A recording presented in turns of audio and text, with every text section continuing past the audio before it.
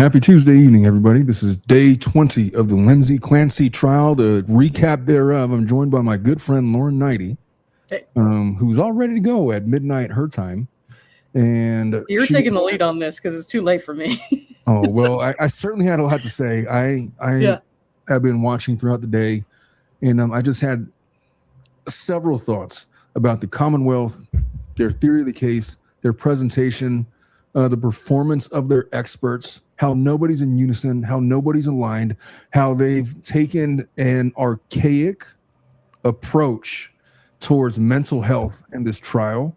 They've been completely tone deaf. They've turned an inherently unsympathetic defendant into a sympathetic character by virtue of their inability to read the room. They have no ability to scheme or plan or strategize with their expert witnesses. All of them were in disagreement with each other. All of them disagreed with their main theory of the case, thesis of the case, which was initially at opening statements. Remember, Lindsay Clancy was not supposed to be postpartum anything. She wasn't supposed to be psychotic, postpartum anxious, postpartum depression. She wasn't supposed to have been bipolar. She was simply depressed, didn't like the life that she was living, was dismissive of her husband and her 3 children, and was overwhelmingly controlling. And therefore, she plotted this plan to take the lives of her 3 children and fake a suicide, somehow surviving it all. And to which we're like, what are they going at? What are they getting at with all There of this? have been like hints here and there that could have supported their theory, but it's so all over the place between people who were testifying that it just doesn't make sense. And also some of that stuff that they, wanted to go with in the beginning, like that this was a fake suicide attempt. I'm like, that's not a good thing to try to argue. This is not going to go in your favor. So, and it worked out even worse than that because they changed their theory mid-trial. Mid-presentation of their evidence. Which time, dude? There's been at least 2 or 3 times. Like the judge is like, it seems to me like you're trying to suggest that she faked the suicide. It's like, we never said that she faked the suicide. We're just trying to say that she went about it in a highly inefficient way. And it's like, yeah, what? And so their theory of the case was preposterous. The thing that bothers me a lot when people talk about the suicide attempt, this was a highly inefficient way. I understand that is true, that if you just look at the marks on her, that is a highly inefficient way to try to off yourself, save for the whole flying out the window thing. But it was on a second story, which most people probably survive, right? Yeah. But the thing is, and this was a comment that I saw earlier that reminded me, like, this is what was bothering me so much about people saying that the attempt wasn't real, or that's why it wasn't her. You can tell it wasn't her because she didn't do it right. She's a nurse. She knows how to cut herself. Those are hesitation marks. So if you want to harm yourself, even if you are a nurse or a doctor, it doesn't matter. Your body does not want to harm itself. So it's going to, you're going to have hesitation, whether you're conscious about it or not. So having superficial marks on her wrists, her neck, that doesn't mean anything to me, except that she was so exceedingly intent on harming herself that she went against her bodily instincts. Well, what makes it worse is that her own experts, the Commonwealth's own experts, had completely, by maybe day 9 or 10, abandoned that entire theory. So, okay, let's stop enough with the fake suicide thing and just call it what it is. And then she had experts go up there to say that she had symptoms of mania, and others go up to there and say that she had no symptoms of mania. Some said that she had depression. Some said she had anxiety. None of them said that she had elements of psychosis, although she had these red flags, intrusive thoughts. Were those voices? Were those something else? I don't know. We had Dr. Shaw say that if you're psychotic, you could be completely normal. And they wanted to keep on harping on this idea that because she was acting normal, that's evidence that she wasn't psychotic, which is counterintuitive to modern medicine and how they treat mental illness. According to their most recent experts from today and yesterday, and from Dr. Resnick, who is the most qualified out of every expert that's testified in this case. And so we're going to talk about all of that. I'm going to share more about why I think this is the worst prosecutorial presentation of evidence that I've ever seen. I honestly can't think of a worse. When we come back in about 32 seconds. Whatever you might be going through and wherever you might be, this is Omar Serrato with the Tilted Lawyer Podcast. I'm here to take your mind off of things. Yes, I'm an attorney, No, I'm not giving you legal advice. We're going to sit and talk like people, as these are the candid thoughts of one practicing attorney, and it's after hours. So have a seat. Feel free to have a drink and join me. Let's get started. So I had to do that intro so that I'm not accused of, why is your thumbnails all clickbait? He's like, no, that's what I was really going to say. And I said it within the first 5 seconds. And so that's my introduction. And I got more to say on it, but we're going to be going for a while. We're also going to be recapping the entire day of testimony and talking about these experts. And I have a lot to say about Reddington as an attorney. I don't know. I am a lawyer, and I find myself getting sucked in to Reddington's presentation of the case. Whenever I'm looking for answers in this case, I'm more often than not listening to him. And it's gotten to the point where every time the Commonwealth opens their mouth, I'm like, oh, let's just wait till they're done, until either the judge or Reddington speaks, because I'm done listening to they don't know what they're talking about. They don't know what direction they want to go in. What's been your impression so far of everything? I think he's a really good attorney. I think he's doing a really good job. However, there have been some times when he was questioning these experts, and I wish I could think of a specific example right now, but over the last couple of days when he's questioning the experts, where I'm like, hey, you don't have to be so pissy with them. I think that didn't really help, but overall, I think he's compelling. I think that he's doing a good job of, discrediting them in the way that he's trying to do. I love these experts. Like, they don't really have any solid foundation in postpartum psychosis. So he kind of hits on that really well. I think that there were some questions when he's like questioning about the DSM and such. The experts kind of have the upper hand there, but there's just been a couple points here and there where I was like, I don't think you need to be quite so antagonistic, because it would be more effective if you were just kind of going along with the conversation, and you get antagonistic at the parts where you really know you're correct. You know what I mean? Well, I'll tell you why I think it works. I think because the Commonwealth has been so antagonistic for no reason with their own witnesses, and for innocent witnesses. I mean, the mortal sin question to the grandmother. What was that all about? Reddington hasn't had a moment like that. He hasn't pitched a perfect game by any measure. But because the Commonwealth has taken on this antagonistic approach, it's given him permission to approach it the same way. And maybe that's his personality to begin with. I get the impression that, he's going to do what he's been doing this long enough. He's going to do it the way that he wants to do it. And nobody's going to tell him otherwise. But he also knows that it's effective. And he's not out there throwing haymakers and missing. Like, generally, when he goes antagonistic on an expert, it's because he has a really good point to make about why you should not take this guy seriously. Like, he completely dismantled Dr. Mack from yesterday. He completely dismantled, what's the guy's name? It's not. Start with an H. Hellberg. Was it I can't remember. I know it starts with an H. I keep wanting to say Hellberg. It's Hellman. My apologies. Dismantled him today on the stand. And he was actually a really good witness for the prosecution, I thought. He's been practicing. Hellburn. Yeah. My wife keeps raising her hand to correct me. It's something like that. I think she has something good to say, and then she's like, just correcting me. I lost what I was going to say. But no, he's actually he's been practicing, I think, since 1978 or something like that. So for 48 years, I mean, he rivals Resnick in terms of at least years of experience, not in terms of comprehensive experience. And you heard Reddington lay into him and some of that stuff. He made some really good points about external and internal voices and instances of reality with respect to auditory controlling hallucinations, showing that she had some connection to reality, which is highly unusual for somebody to have a controlling auditory hallucination. When they're exhibiting these ties to reality, that's usually not one and the same. It's extremely unusual. I thought he made a really good point there. But then Reddington, and here's the difference, because you said it yourself. Reddington could be unnecessarily antagonistic and a little, you said pissy. I would never use that word, but you use it. So I'm using it. Pissy. He's antagonistic and pissy. But I think he just does it in a way where he comes off passionate and convicted in his beliefs. He's not doing it in a I need to win at all cost kind of way, the way that the Commonwealth has gone after this, to the point where they're literally antagonizing and arguing with their own experts, their own witnesses, the victim's grandmother, and the like. And it's just been a stylistic difference. And look, it's often the case that criminal defense attorneys present better than prosecutors. Okay. Why is it that way? I've always had the belief just usually they have shittier facts.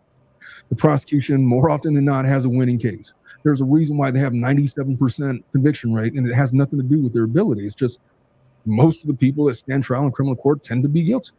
They got arrested for something, and most of them don't want to risk trial, so they'll plead out and whatnot. And so there's that. And so defense attorneys, they have to work harder if they're going to put on a case. They have to endear themselves to the jury. They have to do all of the intangible things to become more credible than the prosecution. Otherwise, they're dead where they stand. And so there's that. And I'll tell you what, there's this other aspect to being a prosecutor, which is when I was a lawyer in utero, when I was a DA intern. I was literally in law school. And I've told this story many times, but the story goes like this.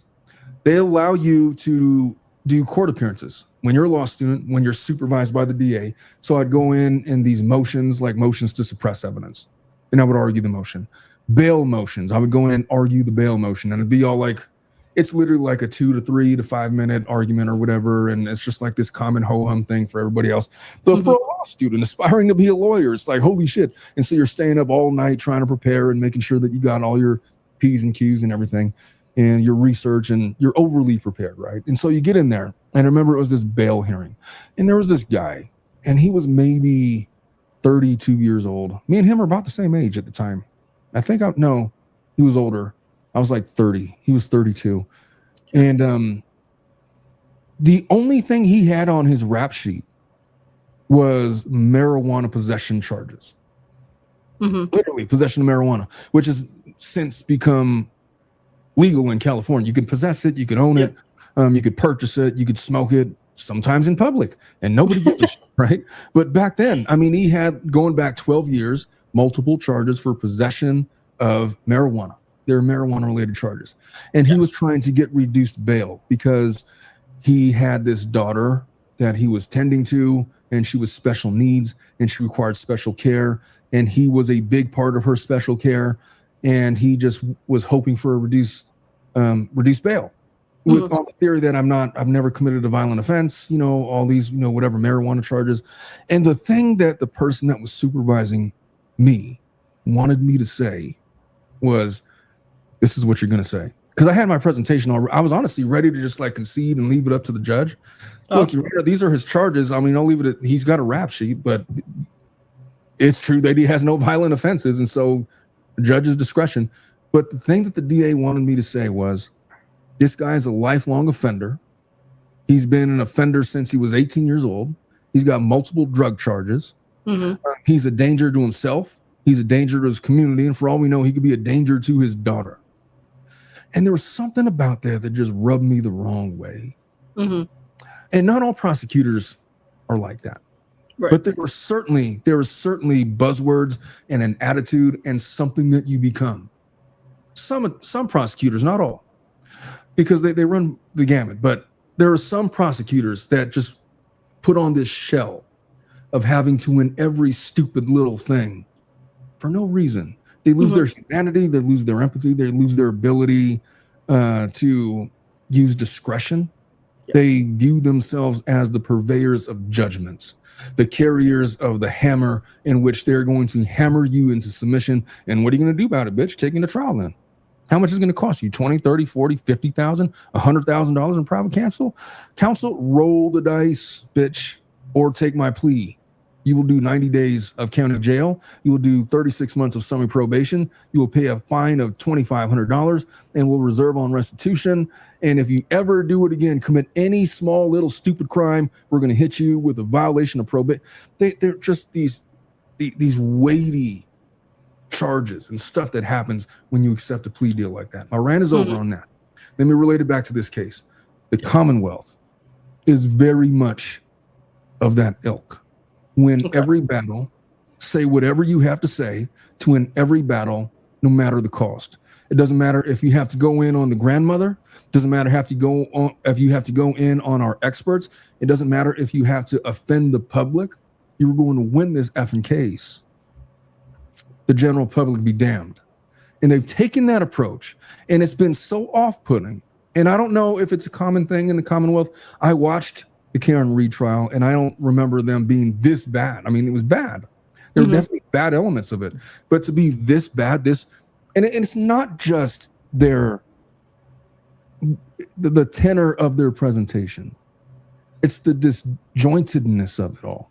They had a theory that they've completely abandoned. And if I, as an objective viewer of this case, am to be of the belief that Lindsay Clancy is not criminally responsible because she was insane or psychotic at the time, it will have nothing to do with anything the Commonwealth did. And it will be everything to do with my evaluation, independent of them, of the evidence that came in on this case. Okay. What do you think of that? I mean, the prosecutors I feel like they could have done a much better job if they approached this from a more, I'm not even going to say nuanced, I don't think that's the word, but just a more forgiving perspective as it comes to just having a mental illness. If they just acknowledged that she had a mental illness that was causing her to have these symptoms, however, just hammered in on she could have controlled herself, she could have stopped it, she could have followed through with talk therapy more. She could have gone to one of the programs that the Women's Center gave her for recommendations when she was discharged, and she chose not to. And she, had these symptoms, yes, and that impaired her functioning as far as she didn't want to go back to work. However, it didn't impair her to the point that she couldn't stop herself from killing her children. That's kind of the approach I would have taken. No, and I think they've overdone it. I think they've been a mess. I think they've been all over the place. The changing positions doesn't help. I think there was a narrower scope they could have taken and been more effective at, but they didn't do that. I think you're absolutely right. I think the correct approach, I think it said about a week ago, like there was a world where they could have presented the case. And now that I have a more or less comprehensive picture of what their evidence was, they could have presented a case where, yeah, sure, maybe there were different diagnoses. Maybe there was a lot of doctors that couldn't definitively diagnose her with a mental illness. But there's a reason for that, probably because she didn't have psychosis. There's one person that said that she had psychosis. Everybody else said that she didn't. The reality of it is that Lindsay Clancy is a sympathetic figure. It's okay to say that. It's okay to say that she was depressed. It's okay to say that she had postpartum issues. It's okay to say that she was overwhelmed. It's okay to say that she was in over her head.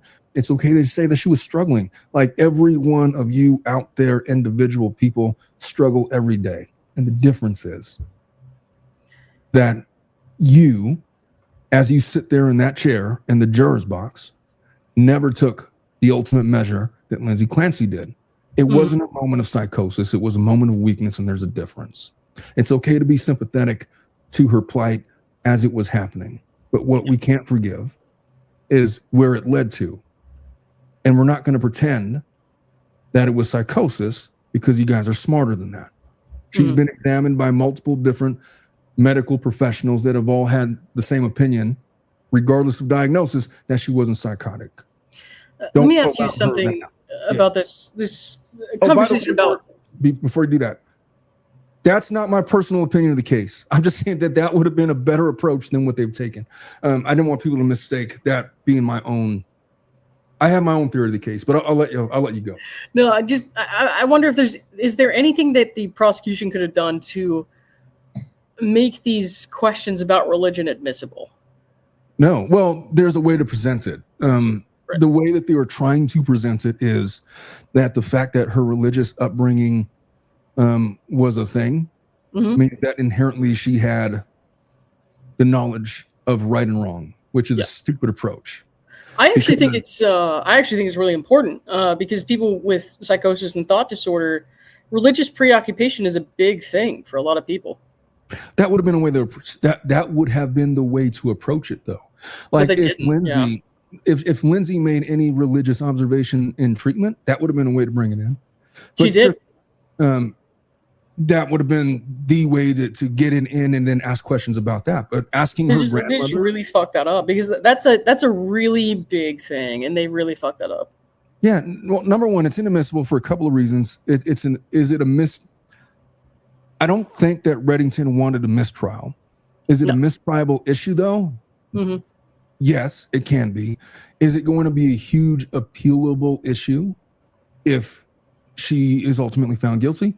Yes, because they're trying to introduce her growing up religious to define what the Commonwealth has to prove, which is that she had the ability to decipher between right or wrong. You don't get to say that because she had Catholic ties. That's evidence that she knew the difference between right or wrong.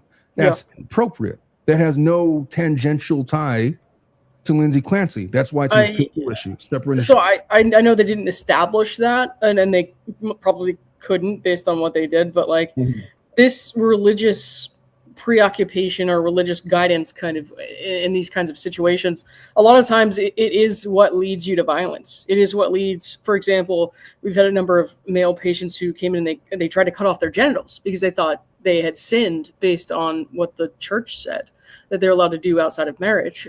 We had, people who would hurt themselves and they would feel deep regret based on, they heard God's voice telling them what you're doing is wrong. There's a lot of different ways that religion can play into that. And a lot of times the religion is in line with what they actually believe, their actual faith in real life. And sometimes it's not, though. So, it's not always like, sometimes you can hear the voice of God and he's telling you something completely opposite of what you hear every day in church if you're very religious. But like, there was a chance here for, if that were somehow admissible, for them to kind of bring that up and say, hey, suicide is against the religious beliefs that she holds very deeply, and this doesn't make sense. Well, I don't believe that ever came out of Lindsay's mouth with any of her the people that treated her, that took notes.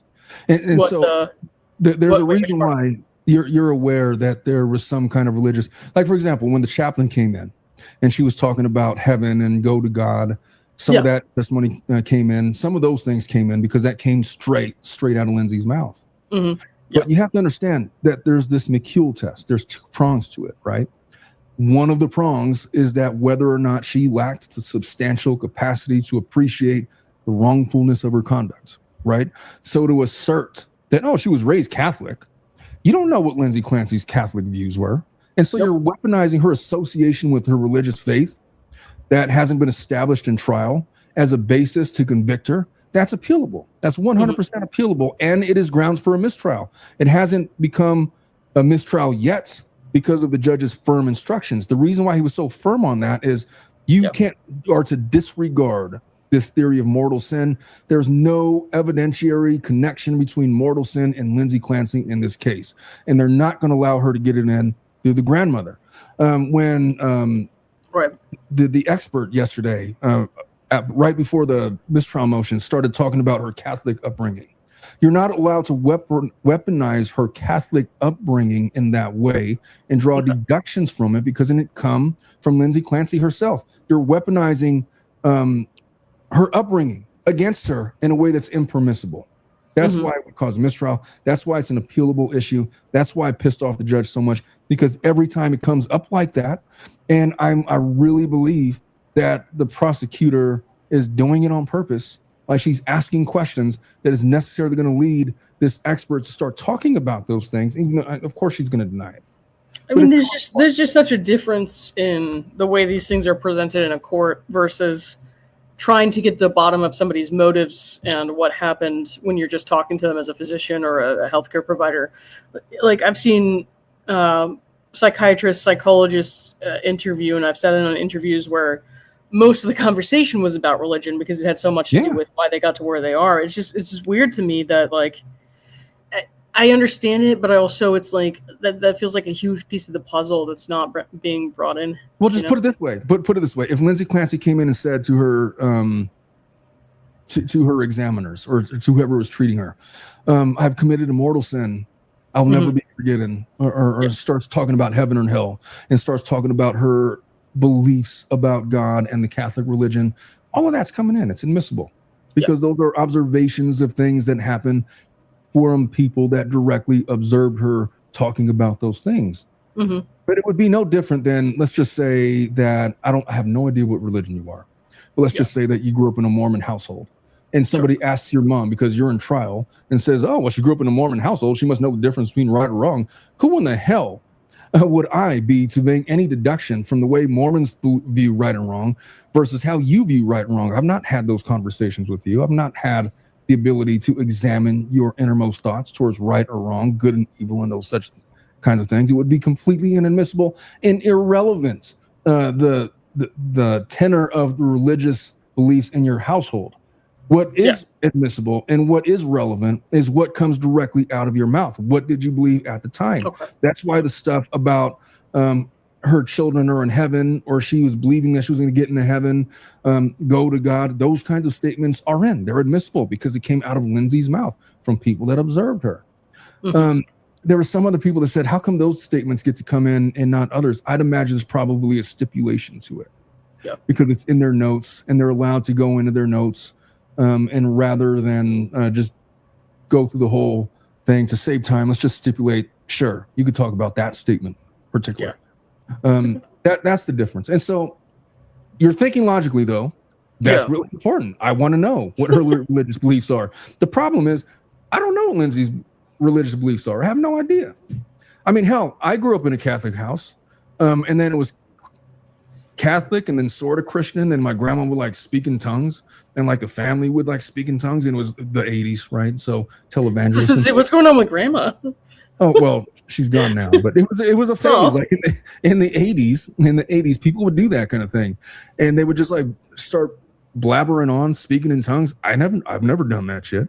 That I guarantee you that the fact that they did those things, it left an impression on me, but not one where I adopted it as my religious belief. And so that's the point. And that's why it was so upsetting to the judge when it came out the way that it did. Mm-hmm. I hope that clears that up. Yeah. Anyway, did you have any more things you wanted to get off your chest before we get into this testimony? Nope. Nothing I can think of. All right. Well, with that being said, we're going to resume with Dr. Hilbrun. Cool. And one of the things that I wanted to point out before we start with this is that there is just this difference. There's a few lawyers out there that exist that if they're opposing counsel on my case, it's like, yeah, they're just a better attorney than me. They're just way better. They're way smarter. They know what they're doing a lot better than I. And Reddington would be one of those people. Yeah. Like he just does whatever he wants, and it's not even like by the book. It's not textbook. It's not taught anywhere. He just does what he wants, but he does it because of his experience. Like he's allowed, not that he's allowed, but he can be pissy and gratuitously antagonistic on cross-examination, and nobody would get mad at him about it because it will be interpreted as, oh, well, maybe he's being a dick. But he's really passionate about his belief in his client, which is how it comes off, which is how most people talk about Reddington, love him or hate him. One thing you will not hear anybody say is that he doesn't passionately believe in Lindsay Clancy. That's all. So Hilbrun gets in and he testifies. He's resuming from yesterday. And I'm going to pick it up where at 107, where he talks about many ongoing decisions to accomplish a killing. I thought this was really interesting when he started talking about just the thought process of Lindsay Clancy. So let me pick it up at 107. I got to share my screen first. I'm so ill prepared. I'm like not on my game when you come into the stream. I forgot how to do this. It's okay. All right, let me share my screen and then we'll get started. I'm going to put it at 1.25. Okay. So that we could make good time and we'll take it from there. I'll put it in theater mode like you taught me how to do. And let's go. The records are in your conversation with her. She did. She talked about feeling like it wasn't her, like she was watching herself, like she was going through what she called no thinking, no decision making, only responding to the voice and taking action. And when she said that there was no decision making involved, did you see anything about in the records or in her detailing of what happened that was inconsistent with that claim that there was no decision making? Yeah, This is difficult, but important to say. There are just many ongoing decisions that have to be made to accomplish a killing like this in 18 to 20 minutes. For example, why the basement? Who among the children goes first? What do you say to the kids to keep them from panicking? There are other examples, but Yeah, hold on. Yeah. And so what types of decisions, without getting to what she might have said or thought, what are some types of decisions that had to be made to effectuate the strangulation of the children? Well, I tried to give some examples a minute ago, and I don't want to go too. All right, hold on. Just answer the question. All right. Don't comment on the rulings of the court. Just answer the question, please. She already said. I didn't. I couldn't really tell what he said. That was a throwback to yesterday when, like, I tried to give my opinions, but then I got yelled at, and this the judge like, don't comment on my rulings, just answer the question, guy. I got to play that a bit. It made me laugh when I heard it earlier. All right, hold on. But yeah, hold on. And so what types of decisions, without getting to what she might have said or thought, what are some types of decisions that had to be made to effectuate the strangulation of the children? Well, I tried to give some examples a minute ago, and I don't want to go too. All right, hold on. Just answer the question. All right. Don't comment on the rulings of the court. Just answer the question, please. It's a really bad look when your expert witness gets yelled at by the judge. It just looks bad. Well, I couldn't hear what Kevin was saying, so that's why I didn't really catch that. I was kind of confused. Oh, well, he was referring to something that I guess happened a little bit earlier. I thought he was talking about what happened yesterday but either way, the judge is pissed at him. He's tired of his bullshit. And so, but my point is that this is probably their best expert out of all the experts that they've had. He's certainly the most qualified, and he's getting yelled at by the judge. It's just such a bad look. They tried to do this yesterday with Resnick, and it just didn't come off.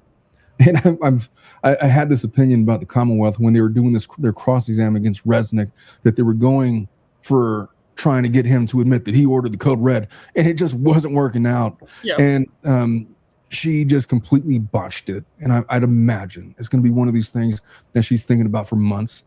And now here we are where this guy is now getting chastised by the judge, and the jury's supposed to figure out who they're supposed to believe. I promise you, if your expert is getting yelled at by the judge, it's probably not going to be. That's all. Okay. If I could rephrase. Yeah. Doctor, the choice of where to strangle the children, does that have to be a choice of where that happens? Yes. The decision of how to strangle them, is that a decision that needs to be made? Yes. What to use to strangle the children, is that a decision that has to be made? I'm sorry, I have to object. No, overruled. I'll allow that. What to use to strangle the children, is that a decision that has to be made? Yes, it is. The order in which to strangle the children, is that a decision that has to be made? That's another example of the decision, yes. Decisions. And the way in which to kill herself, were those decisions that had to be made? Yes, they were. Now, you said that this peritraumatic disassociation seems like it would be a sign of psychosis, but isn't. Why isn't it? It's actually something that is much more commonly experienced in that kind of set of circumstances than psychotic symptoms. And yesterday, when you went through the two options that you considered, that this was psychosis with command hallucinations or suicide with altruistic filicide, is your testimony that it's either or it's one or the other?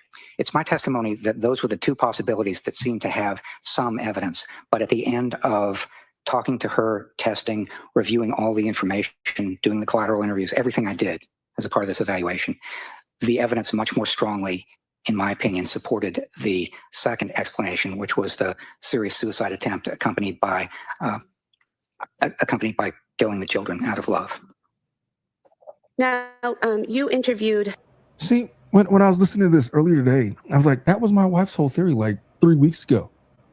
But it was not what the Commonwealth was going with. They were going with fake suicide, and there was nothing wrong with her. Talking about altruistic filicide? Right. But this doctor says, no, I don't think that's what happened. I think that what you just said, altruistic filicide, and look at you coming in with the buzzwords. Well, he specifically said that. I don't remember when, but I remember him saying, I think it was yesterday. But yeah, this is what I mean by their entire theory of the case is just flip flops, which is just I don't know, man. I've said my piece on that. It's a pretty big flip 2 flop. days, the first day and the third day, correct? Yes, that's correct. And were there any differences in her demeanor or her way of answering questions between the first day and the third day? Yes, I interviewed her and worked with her on testing for 3 days. And during the first and the second day, she was quite attuned to the question. Her recollection was good, even considering that we were more than 3 years away from some of the events in question. She had, I thought, a very good memory for dates and medications and dosages and times and other relevant details. And she continued to be attentive and responsive, good attention, concentration, that sort of thing on the second day. On the third day, when we were talking about mental state at the time of the offense and the circumstances of what was going on with the alleged offense, she appeared to me much more cautious and guarded. And can you give us some examples of that? So like this part of the testimony, everything I've set aside, it caught my attention because I'm looking for evidence of she was completely attached to reality. And that's partly because of what he said yesterday, because there's indicators, and maybe you could speak more to that than I can, that there's this delusional box that you're in where you're completely unaware of what's real and what's not. But she seemed to have a firm grip on reality, which is different than being delusional. And so in a state of psychosis where you can appear to mask as normal, what would you make of it to somebody that is so tethered in reality that they're able to function to this high of a degree? I mean, don't know what I'm saying, but what do you think about that? It can be like distortions of reality. So say, you know where you are, you know what you're doing. So like if you're in the hospital, you know you're in the hospital. You know you're in the hospital because somebody came to your house and said, your parents called us, you're saying you're having a mental health emergency, we're bringing you here, but you're also having this distorted perception of, what people around you are thinking and who they are and what intentions they have. Like you might have delusions where you think you're being persecuted, where you think you're paranoid and you think that people are trying to hurt you, or the medicine they're trying to give you is going to make you worse or kill you. It doesn't mean you don't know anything, right?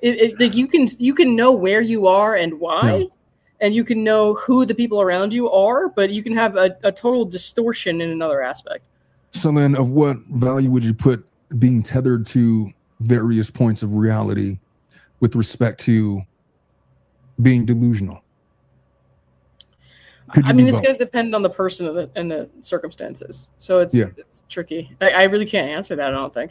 So the main thing that I've gotten from this witness so far, the most valuable information is essentially that when we're talking about delusional, just be careful if they have multiple tethers to reality, which is seems to be what he's arguing, in spite of all the nonsense that is going on in between. Yeah. And so I'll let him continue.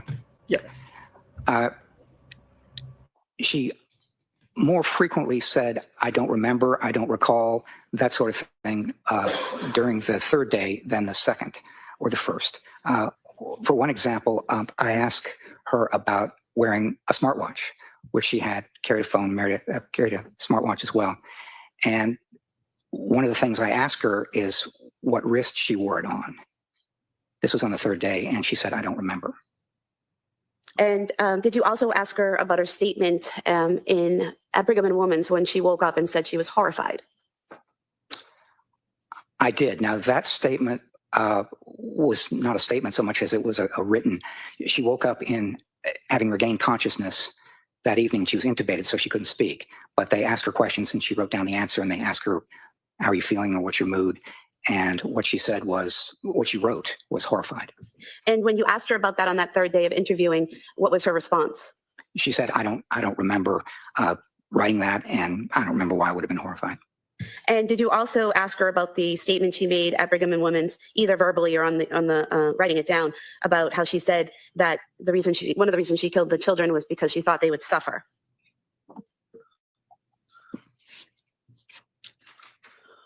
Where are you? Are you in my report there? Referring to the records at Brigham and Women's where she told. No, she can refer to where she's looking to direct his attention if you review those. You reviewed the Brigham and Women's records, correct? I did, yes. And the portion where it says that she told a treatment provider that she had to kill the kids to kill herself because the kids would suffer. Do you recall that statement? Yes, I do recall that statement. And when you asked her about it on the third day of interviewing her, did she recall that statement? Yes, that statement in Brigham and Women's to the attending psychiatrist was made in the context of her thinking about what happened. Well, let me see if I can find it here. Yeah, she was asked about what the voice had said on that afternoon, and her response was, it had said, you have to kill yourself so you can kill the kids, and also said the kids will suffer without you. And when I asked her about that, whether the voice had said that, she said, no, the voice only said, this is your last chance. You have to kill the kids so you can kill yourself. So I'm going to move to strike this, not this point. No, overruled. A lot. So Well, there's a couple of things there. That's a completely different statement than I've ever heard.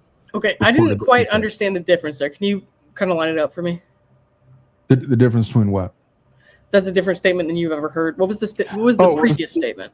Well, their statement was like something along the lines of you have to kill yourself and the children, or something to that effect. I've never heard it's like a single sentence or something like that. I've never heard it in multiple sentences like what he just said, which is it's along the same lines. It's like the subject matter is the same. I've just never heard it expanded like that. My recollection of what I've heard and what I've read was the voice was saying, according to her, the voice was saying, this is your last chance. You have to kill the children so you can kill yourself. And then I believe there was something about safety in there. That came something out about yesterday, safety at one point. Yeah. Yeah. And so, but notice how they didn't object to hearsay.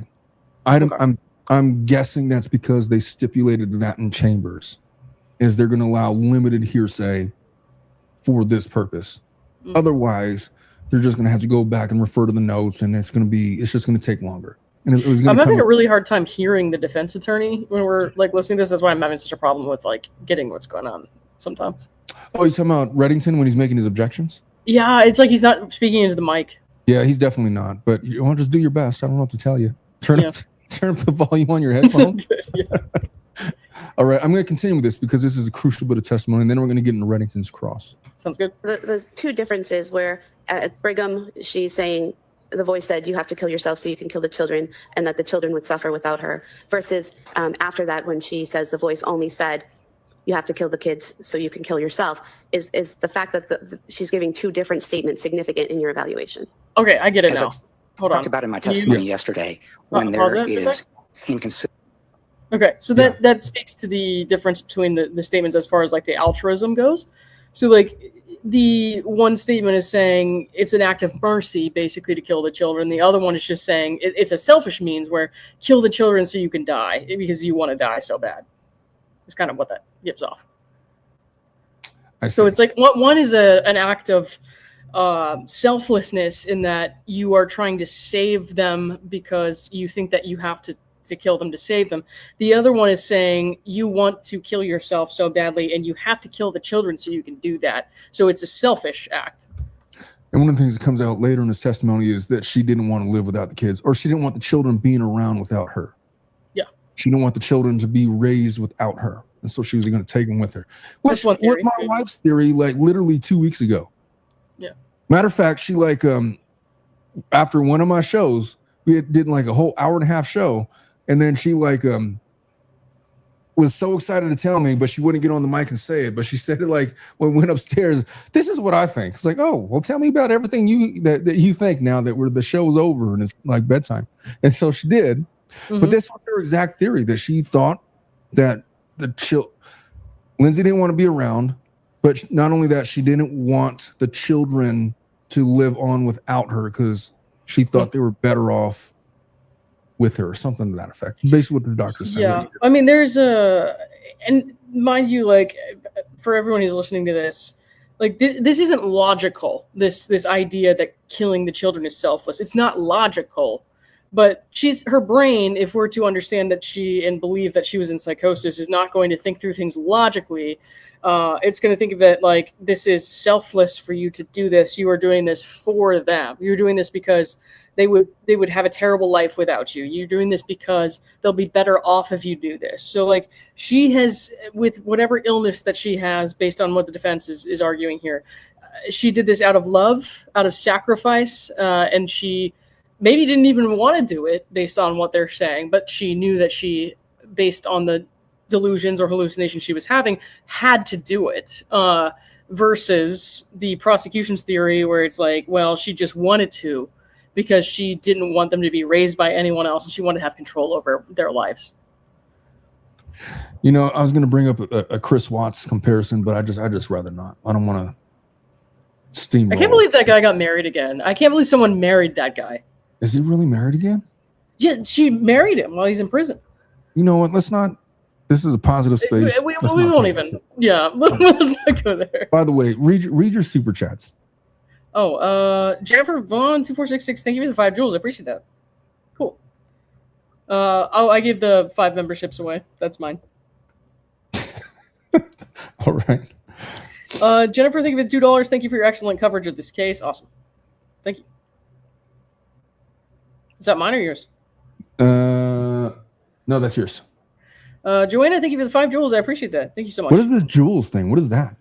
It's like a thing you can give on mobile now to creators. I don't totally understand it, but I know they are pretty and it's nice. So how about that? I never got no jewel, man. I got no jewels. Somebody give Omar some jewels. I don't need jewels. I need nothing. All right. He's gonna say. I promise he's gonna say something really important. All right. Consistency. That's something that alerts me to the possibility of inaccuracy. And 2 statements that are mutually exclusive or inconsistent suggest to me that there is a problem. One of them, at least, is not accurate. And Doctor, did you find any significance in your evaluation to the fact that she was able to complete a phone call with her husband during this time frame of killing the children and herself? Yes, that was very unusual in my experience, to have a crucial time interrupted by something like a phone call, because one of the considerations there is that you then not only can document the time that it happened, and that helps be more precise about the time, but you also have whoever is on the other end of the phone. And this was her husband. When when he called her at 5:33, she didn't pick up, but she called back immediately at 5:34. And when I talked to him during the collateral interview, one of the things he said is that she sounded on the short call distracted and like she was in the middle of something, but it wasn't anything that struck him as that unusual. He said when she's home with 3 kids, she's always in the middle of something. So so that was one of the reasons that it was important. And then another reason, as I mentioned a minute ago, is it helps to establish a time frame. We know when her husband left the house, which was 5:15. We know when he came home, which was around 6 o'clock. And this is not quite in the middle of it, but close to that. And so it was unusual and valuable and important in trying to establish those kinds of things. And when reviewing, I'm going to fast forward a little bit. In any way over this, or thinking only about herself, it's something that I noticed when I evaluated her in April, is that she is still grieving. She's still in mourning for those kids. And she used language like, I have lost everything and I don't want to be here. So I would not think of Lindsay Clancy as someone who is really self-centered or oriented only to herself. She is grieving her children. And okay, when I first heard this testimony, I was confused as to what to think. So she's grieving the loss of the children. I had so many thoughts when he said that. It was like, so does that mean that she's no longer psychotic? She's no longer suffering from the mental illness, which obviously she shouldn't be. I don't imagine she's on the same medications. She's certainly not within the same context of life. But grieving the loss of the children, does that give you any clues in terms of postpartum psychosis and delusion? No, I don't think I could answer that, honestly. I don't know. I guess my point that's was beyond like, my understanding. Yeah, my question is, why is it relevant for this person to start talking about her grieving the children? Is he trying to make a connection to her tethers to reality, or that's evidence that somehow she wasn't psychotic, or she was, because it doesn't speak to the moment, right? Like you just told me yourself, that there's like patches of reality and patches of psychosis. And so one could exist without the other, and they could exist within the same time and space in separate sections. Am I understanding that correctly? The only thing I could think of is like, yes, that she's now grounded in reality where she knows what she's done and she knows that her children are dead. But that wouldn't really speak to how she was in the moment. So it almost supports the defense's theory. So this guy confuses me because he says things that are very much in support of the defense, and then sometimes he says things that are totally against kind of what they're going at. So it's very confusing to me. I agree, and I've oftentimes found myself wondering why the Commonwealth is asking certain questions and eliciting certain answers. But I thought that maybe you could shed some light on it. Well, I suppose that if she's grieving them now, then she knows that she did something awful. Therefore, it was not right to kill them or altruistic to kill them. It was, she did something evil. But like that, he's not really establishing that, and so I don't think that's where they're going with this. And I'm very confused. You and me both, my friend. Yeah. You mentioned yesterday the emphasis she had on control of thought and control of her life. How did that come into play in your evaluation in terms of what was done here? One of the considerations is why she got to the point where she decided to take her own life. And she's an individual who, by the way, just an aside, I've watched a couple of channels where they're trying to decipher the body language of Lindsay Clancy. There's like one group that I've watched that is credible that I haven't seen any videos on Lindsay Clancy. They're a group of 4. I think they're called the behavioral panel. I've seen a couple of others trying to like do the same thing just by themselves, and they're quacks. They're quacks. I think a lot of people don't want to hear this because if they look at body language, they can interpret things, I think, the way that they want to interpret them. And I think a lot of people don't want to hear this, but body language analysis, especially if you don't know the person, is bullshit. Is it like reading palms? It's total bullshit, because if you don't know the person, you don't know their regular mannerisms, you don't know how they're like, they could be shifting around and feeling awkward just because they're awkward and this is a terrible, stressful situation, not that they're lying. You know what I mean? Like, so there's a million different ways you could probably interpret someone's body language, and body language analysts are usually just projecting their own like understanding of the situation onto the people they're watching. I once went to a psychic with my wife. Well, that was a bad idea. Well, the psychic told us that they think that we're related, that we're brother and sister. Okay, like, brother. Oh, like, totally. Okay. That's exactly what happened. Okay. Anyway, I want to interrupt. He's got one more point to make. Okay. He's going to talk about specifically his opinion about her having bipolar 2. He's going to talk about her awareness of the wrongfulness of what she did. Okay. And he's going to talk about his belief that she's criminally responsible of what happened on January 24th. Yeah. for most of her life, has been disciplined and like to control things, like to work hard, like to accomplish things. And one of the things that was striking about what happened with her between October and January is that she seemed to be doing her best, talking to the doctors, talking to the therapists, working on trying to get things accomplished in terms of lessening the anxiety and getting the right medications. And it wasn't working, and she couldn't help make it work. She could not control that through hard work and discipline and so on. And that had to be very frustrating, and I think got her to the point where it was very difficult for her to actually think about not being hopeless and going on with her life and so on. Now, doctor, did you form an opinion to a reasonable degree of psychological certainty as to whether or not the defendant was suffering from a mental disease or defect at the time she killed her children? I did, yes. And what is that opinion? That opinion is yes, she was. She was experiencing bipolar 2 disorder, depressive symptoms, and there were other things that were exacerbating that, making it worse. One is the I have to stop the chat to read this chat from Juicy Prusy with the $10. Thank you so much, young lady. Oh shit, I was muted. My bad. How do court? I'm definitely not muted. How do courts allow expert testimonies when they seem skewed, and how do they regulate that? It just look.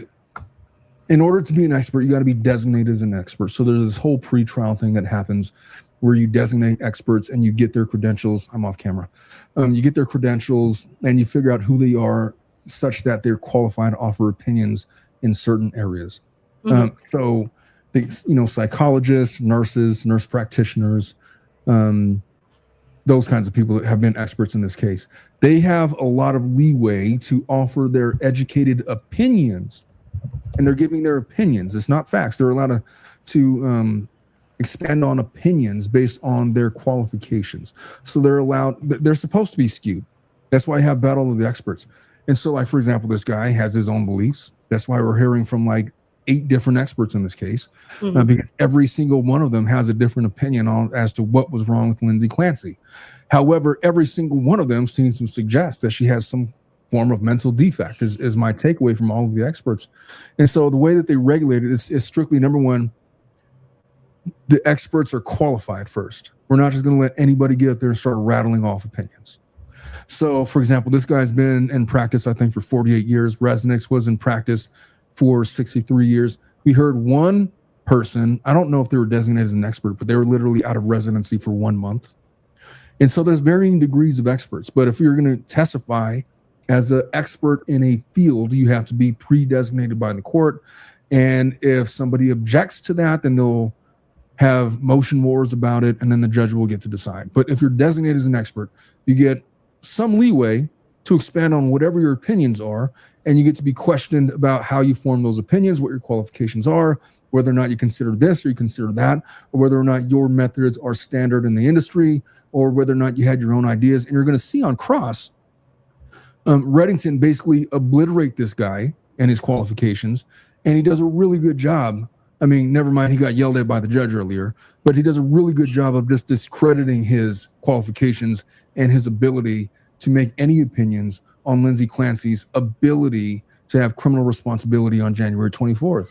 And it's going to be a master class on cross-examination. I'll say this, though. So postpartum depression, which a lot of people are honing in on this case, like, is the lead up to this had her experiencing depressive episodes, which a lot of new mothers feel, even if it's not their first child. You know, they go through this postpartum depression, and that's a lot of what she wrote about in her journals. And so postpartum depression is a very common thing for mothers to experience. Postpartum psychosis is not.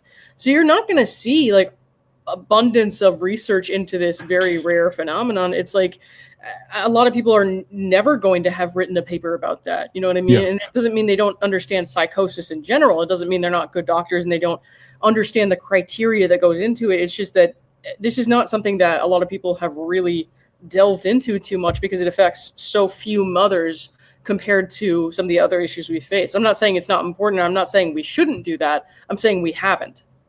It's a really good point because Reddington keeps slamming these experts. So how many postpartum psychosis cases have you worked on? Well, right. 0. So then what in the hell are you doing here as an expert? And as opposed to Resnick, who I think in 63 years said he worked on at least 80 separate cases, and had offered opinions on something like over 500 or something like that. But you're right, because Hellburn has not written any articles on postpartum psychosis. There was one that he wrote in 1978 that predated the DSM. Yep. So it was ancient. And Reddington, I think when you think about doctors who are kind of figuring out what field of or specific topics of research they want to do, especially if it's a psychologist PhD rather than an MD, you have to think also like when you're getting your PhD, it's a very uphill battle to try to get a relatively new topic or relatively understudied topic than it is to just build upon something that's been researched extensively before that. And I've seen that when I was, in grad school. It's like you're trying to come up with a topic for your thesis or for your dissertation, and you can't really just kind of go off the grain, because everybody expects you, journals that publish these articles, these dissertations, they expect you to go off of what already exists. So it's really hard to kind of break into something like that. So I feel like that's why we see mostly younger people probably who, do this kind of research on postpartum psychosis and understudied issues, versus like some of these guys who have been in the field for decades and decades, who they probably just built on the research that was already there. The following has been a message brought to you by the Church of Jesus Christ of Latter-day Saints. I don't know what you're talking about, brother. No, I'm okay. trolling you. I'm totally trolling you. Okay. By the way, you got a super chat. JT, thank you for the $5. I still wish we had more research and supports. It seems that we only talk about is every 10 to 20 years when this happens. Well, that's the thing. It's if there isn't already constant research being done and bodies of research that are established, it's really hard to get some of these institutions and these bigger organizations to publish your work or approve your work, to get certain accolades or certain publications to even show your work to other people, if you don't do something that's already been kind of extensively reviewed and understood by other doctors, other researchers. So, all right, I'm going to let Hillburn finish, Sure. and then we're going to move on across. The sleep problems and the I'm going to run to the continued bathroom. adverse reactions to medication and so on. But yes, in my opinion, she did have a mental disease or defect on January 24th.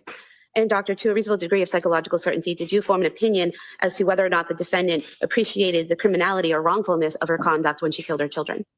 I did, yes. And I'm at the end of my report, I was very careful about how I phrased this. And so Just sustain. If you could just answer the question regarding your opinion. So yes, you formed an opinion? I did, yes. And what is that opinion?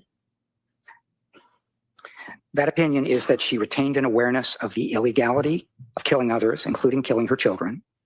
Her moral awareness of the wrongfulness of this killing was influenced by her strong desire to die and, if she were dead, not to leave her children behind. Some of this perception was realistic. For example, my children will suffer without me because they would have suffered, I think. And some of it was distorted. For example, nobody else can care for my children.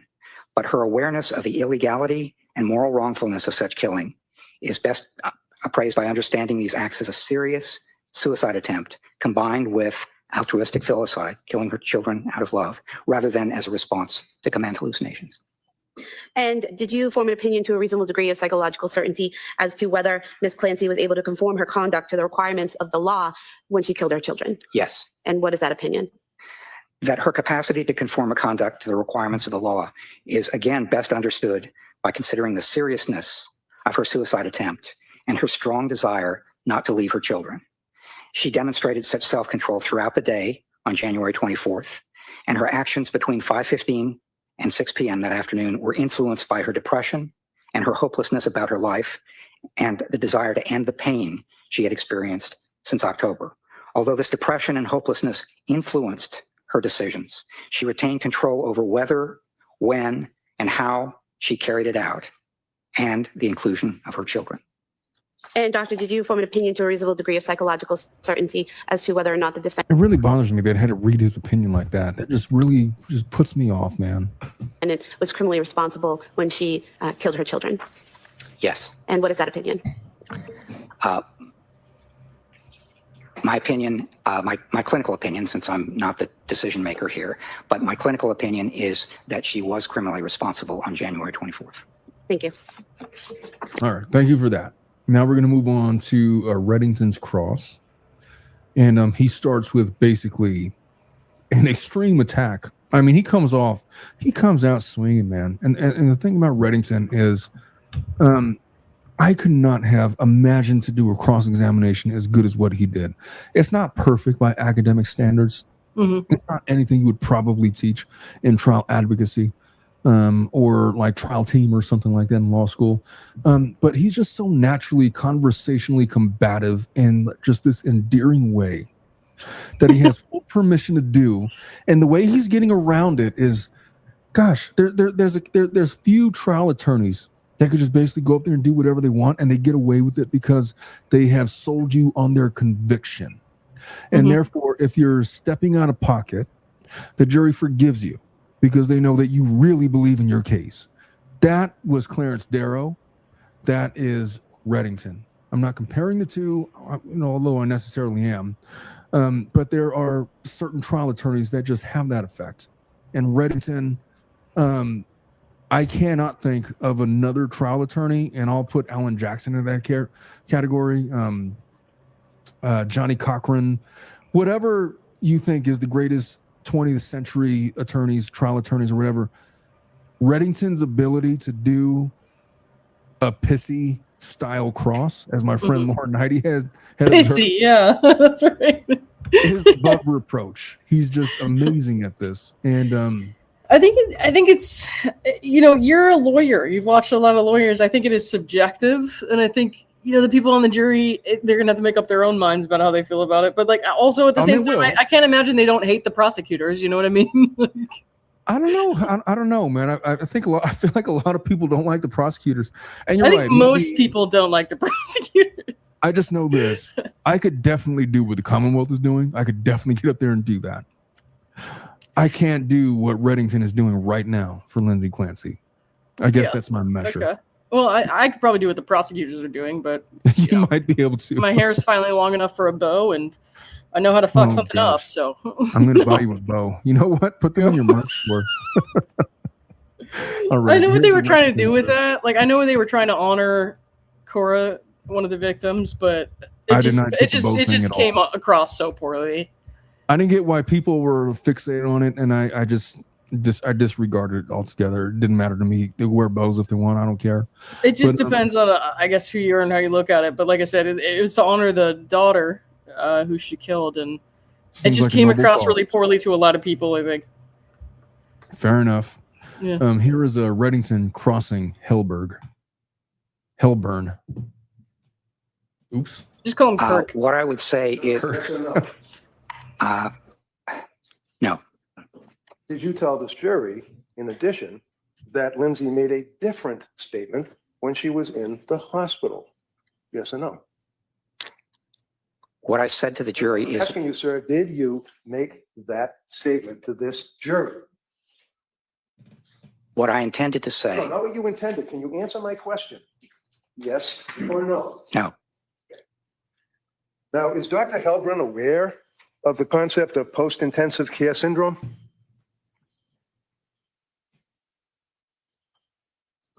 Post-intensive care syndrome. Yeah, PICS. It's called PICS. No, I have not heard of post-intensive care syndrome. Is Dr. Hellbrun aware of when a person is coming out of major surgery and has been subject to anesthesia, that it is known that they have delusions, hallucinations, make statements that don't make sense? Are you aware of that, sir? Yes, I'm aware of that. And is that from your personal experience, professional experience? Because you didn't know what PICS was when they asked you, right? Yes, it's not from my personal experience or my professional experience. You received a notification to evaluate Lindsay Clancy on this criminal case from the district attorney's office, right? Yes. And do you recall when you received that notification? It would have been sometime before January of 2025, because that's when I started reviewing the documents that they provided.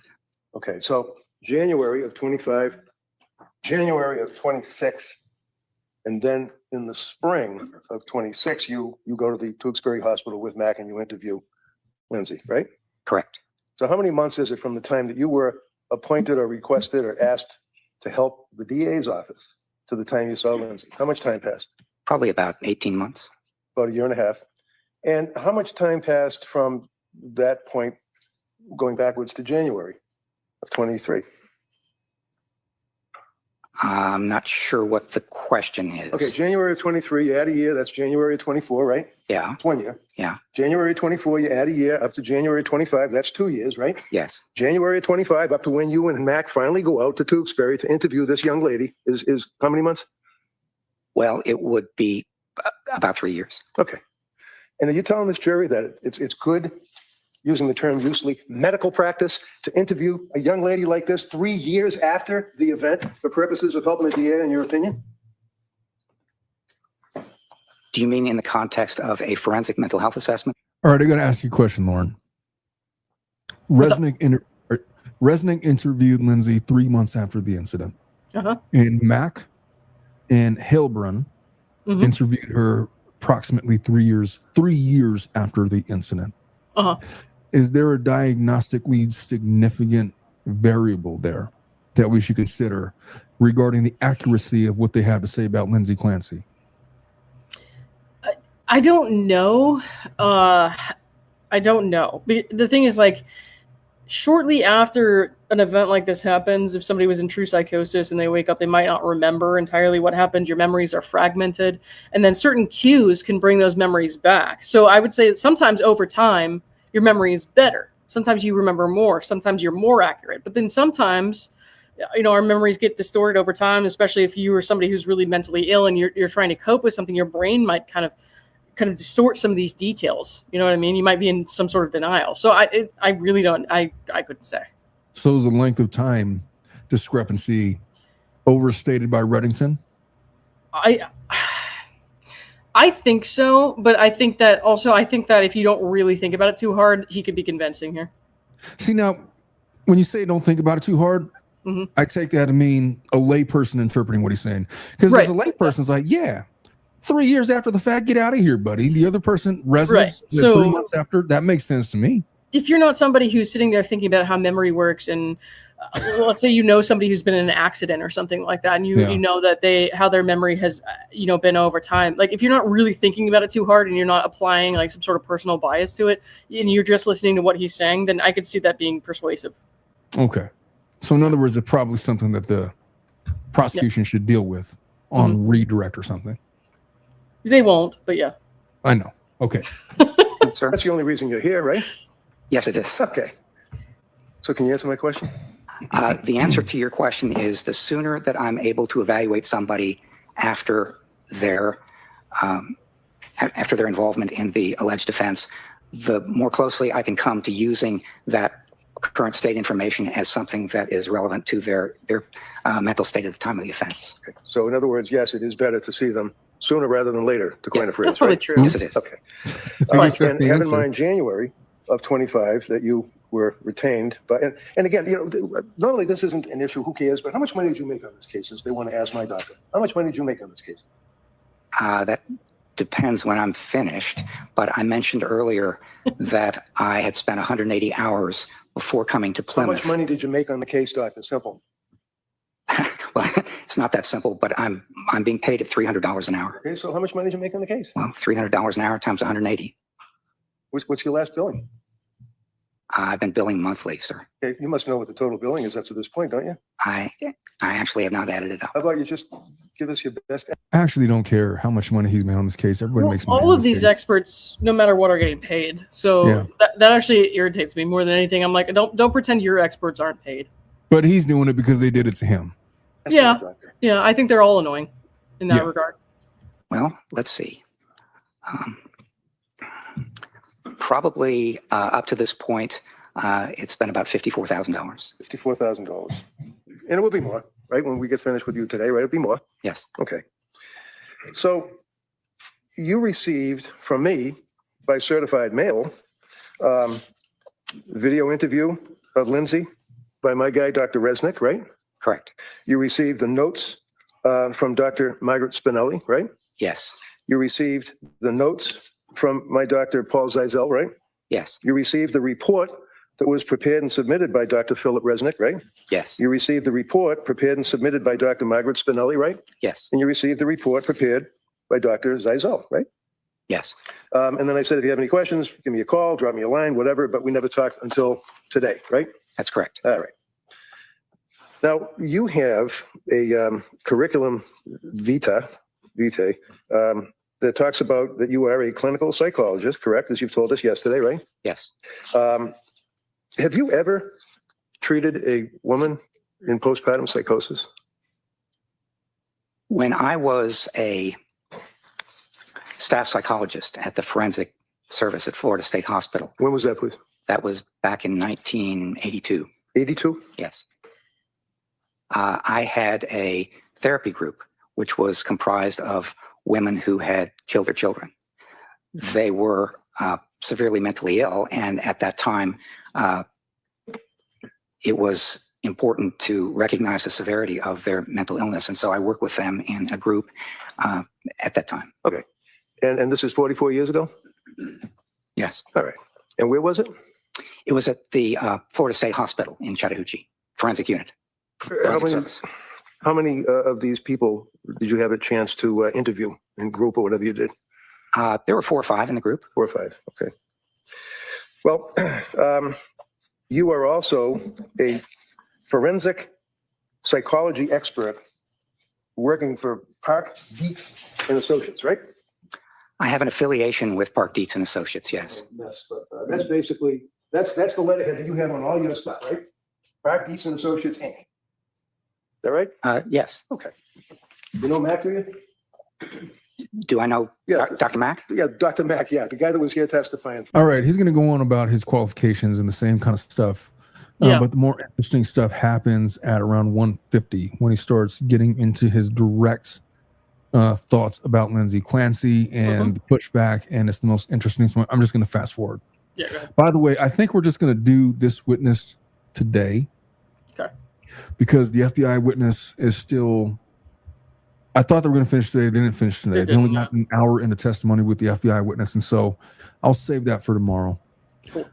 So we'll leave that, and then we'll just finish with this guy because it will give us more time because there's a lot of meat on the bone. This and the revelation that he didn't even listen to the 911 call. There was a whole 911 call that everybody has made a big deal about. This guy didn't even listen to it, yet he's making conclusions on the basis thereof.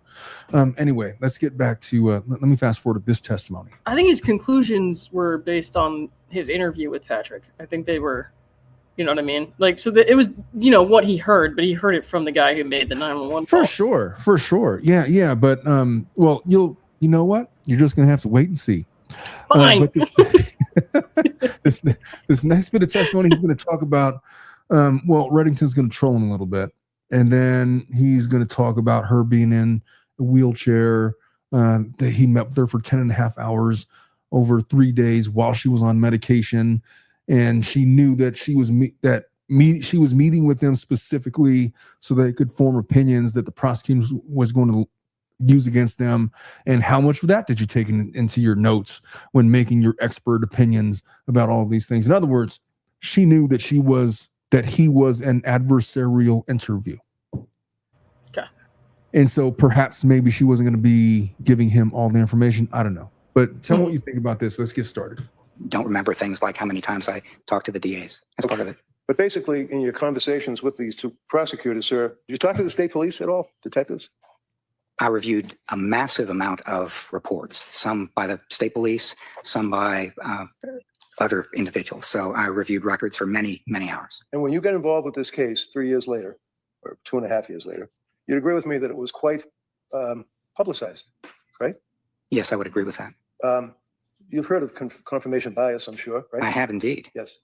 And however many times you talk to the DAs and review the information, would you agree with me, sir, that before you met with Lindsay in Tewksbury, you pretty much had an idea that this woman was a beast, killed her 3 kids, didn't you? I would not agree with you at all. So you had an open mind when you went in there to Tewksbury to see and speak to for 3 days, Lindsay Clancy? I did my best to have an open mind, yes. You told us yesterday you had some difficult decisions to make, correct? Yes, that's correct. So when did you first meet Avram? When did I first meet him? Yeah. That probably would have been late 2025, early 2026. Okay. Around the same time that you first got involved with the case? No, it would have been considerably after I first got involved with the Where did case. you meet him? Where did I meet him? That's what I said. Where did you meet him? Virtually. Oh, virtually. Yes. Okay. So it's like a Zoom thing or Yeah. FaceTime or something. Exactly. You ever meet him in person before you went to Tewksbury? No, I didn't. So did you guys have a plan to meet up somewhere before you went to evaluate Lindsay? In the lobby of the hospital. Did you stay somewhere the night before? I did, yes. Yeah, where'd you stay? I don't remember. You know, were you with Mac that night? No. No? Did you stay in a private house? No. You stay in a hotel? Yes, I did. Wasn't a van down by the river, for sure, right? I don't remember the name of the hotel, but it was a hotel in All Tewksbury. right. So you're in a hotel, you meet with Avram Mack in the parking lot, and then you go into Tewksbury Hospital to meet with this young lady, right? Correct. And the two of you, day number one, you spend how many hours, the two of you, questioning her? 4.5. And day number two, you don't bring Mac with you, you're by yourself and you administer the psychological testing, correct? Correct. And how long was that, sir? 3 hours. And day number three, how long did you speak to Lindsay in the hospital? 3 hours. So what was your total period of time over a 3-day period that this young woman was dealing with you and Abram Mack? 10.5 hours. So for 10.5 hours, this young lady is in a room, in a wheelchair, being questioned by you and Abram Mack while she's on medication, right? Yes, that's correct. And she was still answering your questions, trying to be cooperative and being affable and friendly, you put in your report, right? Yes, that's right. Did at any time she express to you that she was tired and wanted to take a break? We offered her in the beginning. My question, sir, was... No, he's not going to, he's going No, to... My, hold on. Why don't you ask a specific question, Doctor, if you listen to that question, okay? my question, sir, was at any time did you or Abram Mack offer to her to take a break? Yes. Did she accept that offer? Once she did, and once she did not. And basically indicated that she wanted to get through this interview and get it over with, right? Yes. You weren't her buddy going there to talk to her those 3 days, were you? No. She knew that you were there on behalf of the district attorney's office to testify against her in a trial and say to a jury that she knew and was able to conform to the law. She killed her 3 kids. Isn't that right? No, that's not right. So, Lauren, I have another question. What's up? As I listen to this testimony, I recognize that Reddington is doing an amazing job, but the value of this, to me, this testimony, the value of it and the points that he's scoring is zero. It doesn't matter to me. No. How does it come off to you as a non-attorney? I find this boring and irrelevant. Well, you could have said something. I could have skipped it. Oh, well, I thought you really wanted to hear it. No, I specifically wanted you to hear it because I wanted to get your impression of it because I had thoughts. I'm curious about how it's hitting the jury. This is boring and irrelevant. There's nothing weird about this. There's nothing significant. I don't know why he's doing this. Yeah, I mean, because he's basically saying, okay, so Lindsay knew that you were an adversary, and so why? Yeah. I guess the implication is why would she give you the straight answers? Why would she give you the real answers? I imagine she wasn't lying to the guy. I mean, she was giving him something that he was. In my opinion, the only thing that's establishing is that she might not be truthful when talking to certain people, and that's not something you want to say. But But nobody's ever accused her of malingering. Not even this guy. Not malingering per se, but when he says like he thinks that she was, not incapable of conforming her conduct, that's sort of pointing at malingering in a way. You think so? Yeah, not outright per se, but like I know what you mean. Like maybe saying her symptoms weren't quite as debilitating as she suggests is kind of what he's saying. It's not malingering per se, but it's in other sort words, of creating a picture of a more intense symptom than she was actually having is kind of what he was saying. Based on her symptoms, he would have expected different conduct. Right. Got it. All right. Well, based on what you just said, that is not interesting at all.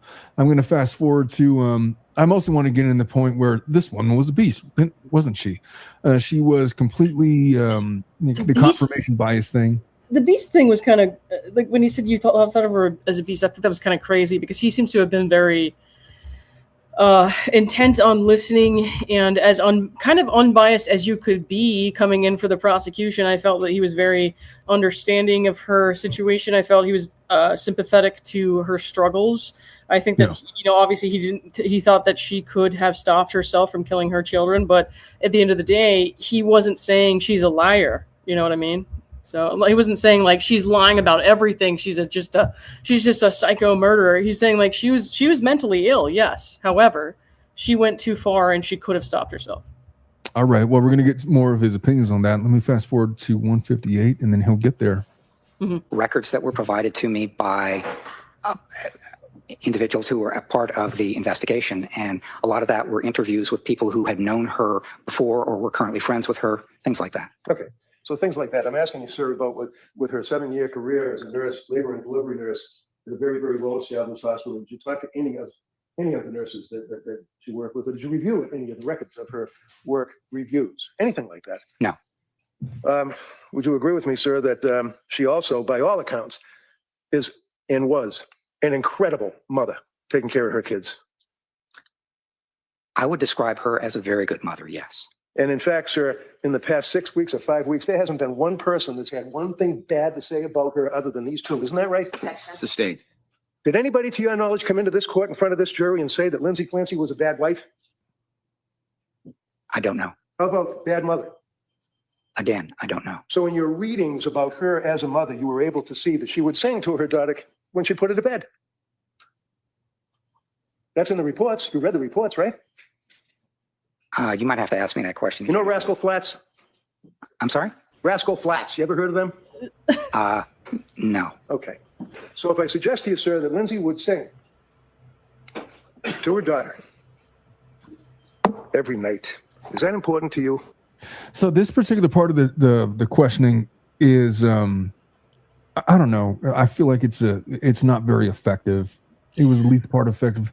And Jack Fox, by the way, says if in general, if I'm on the jury, I'm wondering why the attorney keeps trying to trip this guy up when he seems to have really listened to and observed this and observed Lindsay. And I think it's a byproduct of, number one, the guy seems genuine, like he genuinely is trying to do his job. He's being forthcoming. He's not hiding anything.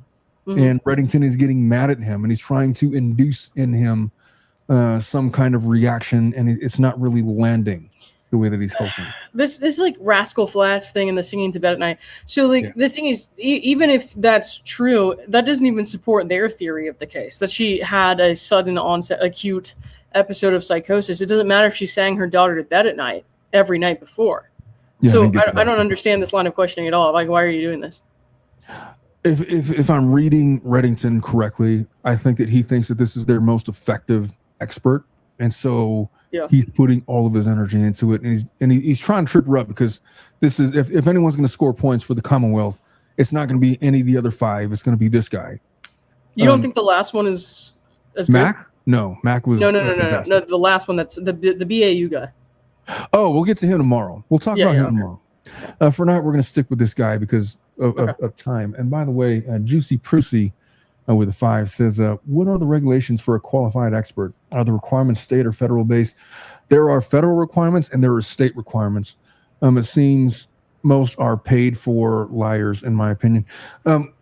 First of all, every expert that testifies, like 99% of the time, every expert that testifies is getting paid for it. I just had to designate witnesses, and we were going through this whole selection process of witnesses, and every single one of them charges a retainer, an hourly rate to look at your evidence and make informed opinions about the case and write reports and prepare for testimony. Everybody gets paid. There's no getting around that. The designation, the regulation, every law in every state, both state and federal, every law is geared around this idea of making sure that the person is actually qualified, such that we're going to designate him as an expert. If there's no objection to the designation, then it's up to the judge to disqualify him. If the other side wants to object that this person is not disqualified, then they'll write a motion, and then we'll figure it out in written motions. But that's the vetting process. It's we're designating this person as an expert. These are their qualifications. Then it's up to the opposing side to disqualify them based on however you think. But it's not going to be based off of stuff like, oh, well, you didn't, you interviewed her 3 years after the fact, and our guy interviewed her 3 years after, or 3 months after the fact. And so therefore your person's opinion is not relevant. They're not going to go off of that. If they have the requisite education, the requisite experience, and the body of expertise in which they're being produced as an expert, then most likely they're going to be qualified. It's going to be up to the jury to decide who is a liar and who isn't. I usually echo that sentiment. It seems like most are paid for liars. I think you can pay anyone to say anything. It's cynical, but I do think that in most cases, when I watch the experts, I'm like, you can pay somebody who will think what you want them to think. You know what I mean? Like, and it's not necessarily because they are, changing or saying what they say for pay. It's that you can find somebody who has a tendency to come to certain conclusions that will support your case, and you would pay that expert. So like, that's kind of how I feel a lot of the time, especially with psych experts. I feel like you can pretty much find anyone to say what you want to say, and I never really put too much stock in it, to be honest. I won't disagree with you on that, but I will say that there is a game that is played that if they're going to, they can't just say whatever they want. It's got to be based on some form of reality, and it really depends on who you're litigating against, honestly. I will say that the experts in this case, save for a few, are all really well qualified. I think this guy Hellburn is really qualified.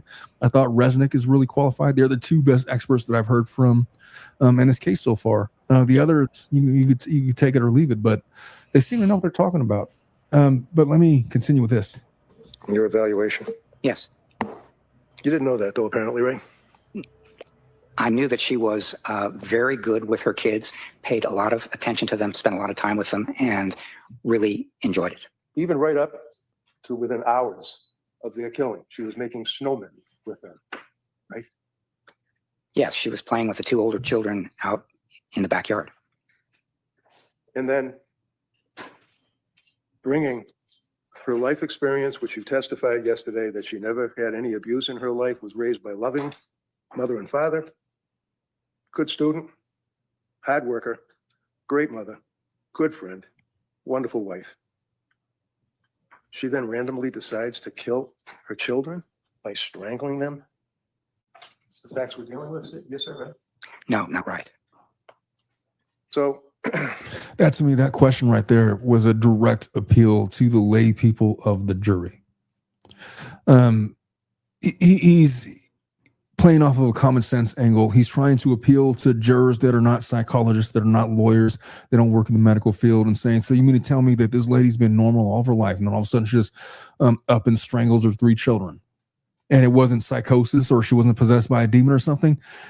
Make that make sense to me. That's like this appeal. And, he doesn't even really get a good answer to it, but that's him talking to the jury more than anything else. He closes out with that, and then they're going to take a break. I'm going to fast forward to this next there was at one point when he asked, and we skipped over it at some point, but like he asked the doctor, like, what is akathisia? And the doctor couldn't answer. And I was like, that's not a good thing. Yeah, no, there was a couple of moments like that. I skipped over those just because I was trying to get to other stuff. But yeah, no, there were definitely times where he made this expert appear less than an expert.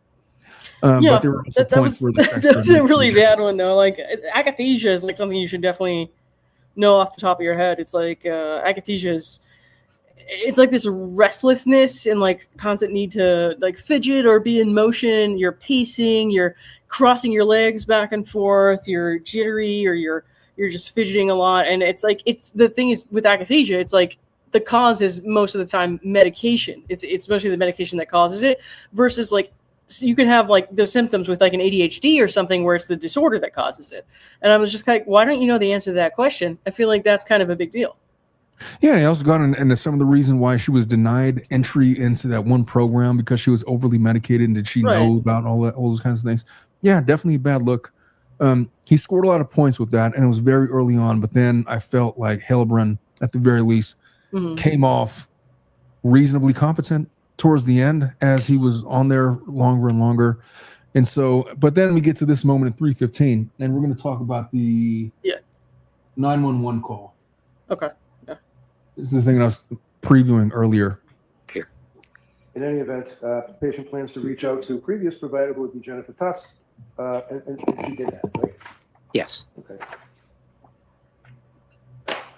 Now, one of the other things that you had made reference to, sir, is that you relied on is when her husband came home and found Lindsay on the ground in the snow after she had jumped out the window. He spoke with her, is what he told his jury. Right? Yes. And can you tell us again what it is that he said to her and what she said to him? He said, "What did you do?" And she said, "I tried to kill myself." And then he said, "Where are the kids?" And she said, "In the basement." Now, what is your source of that information, sir? It was in the records, and I also did a collateral interview with Patrick Clancy. Did you listen to the 911 tape? No, I did not.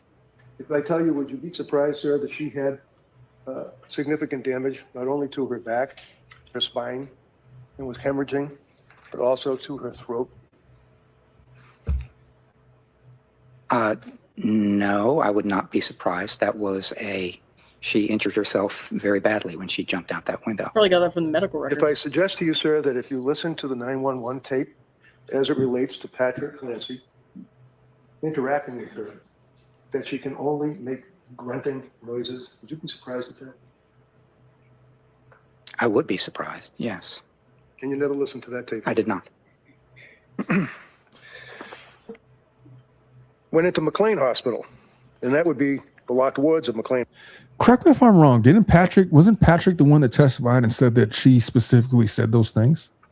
Yes, and some of the reporters in the courtroom have given an account of what they heard because they played it in front of the reporters. They just didn't stream it, and they heard Lindsay trying to communicate with Patrick at one point, saying basement. They're in the basement, but like she was kind of mostly grunting and like unable to say much. So it was most of the part it was like unintelligible. So, but they could decipher words. They could decipher singular words. Yes. Gotcha. Okay. But they definitely heard Lindsay on the 911 call, and so maybe Patrick's Yes. memory Correct. is imperfect. So one of the reporters at least heard her indicate to him that the kids were in the basement, but she didn't say that she killed them or anything like that. She couldn't communicate much.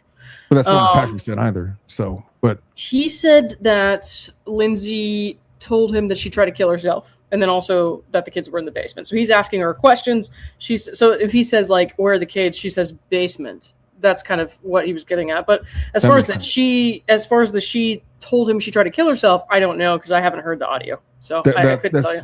Was going to be my next question. Any reporter that heard that 911 call hear her say those words, which, I mean, I the don't phone know. wasn't right in her mouth, so I've read transcripts because they were allowed to transcribe and describe what they heard, but they weren't allowed to record it. So I don't know as far as that goes. Okay. In hospital, she was there for 5 days, correct? That's correct. And then she was released at her request to attend Cora's birthday, right? Yes. When she was released, would you agree, sir, that, while she was there, she continued to describe her mood as numb, denying things like that she's not having hallucinations? I'm going to fast forward to the mania cluster specifically because I want to get your thoughts.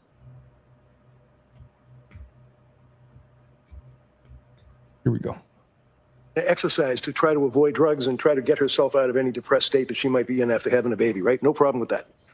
On the contrary, it's a good idea if she can do it, and it's something that she used exercise all her life to help manage her mood and do better. One of the questions the DA asked you yesterday is about the manic state or hypomanic state, or exercise or things of that nature.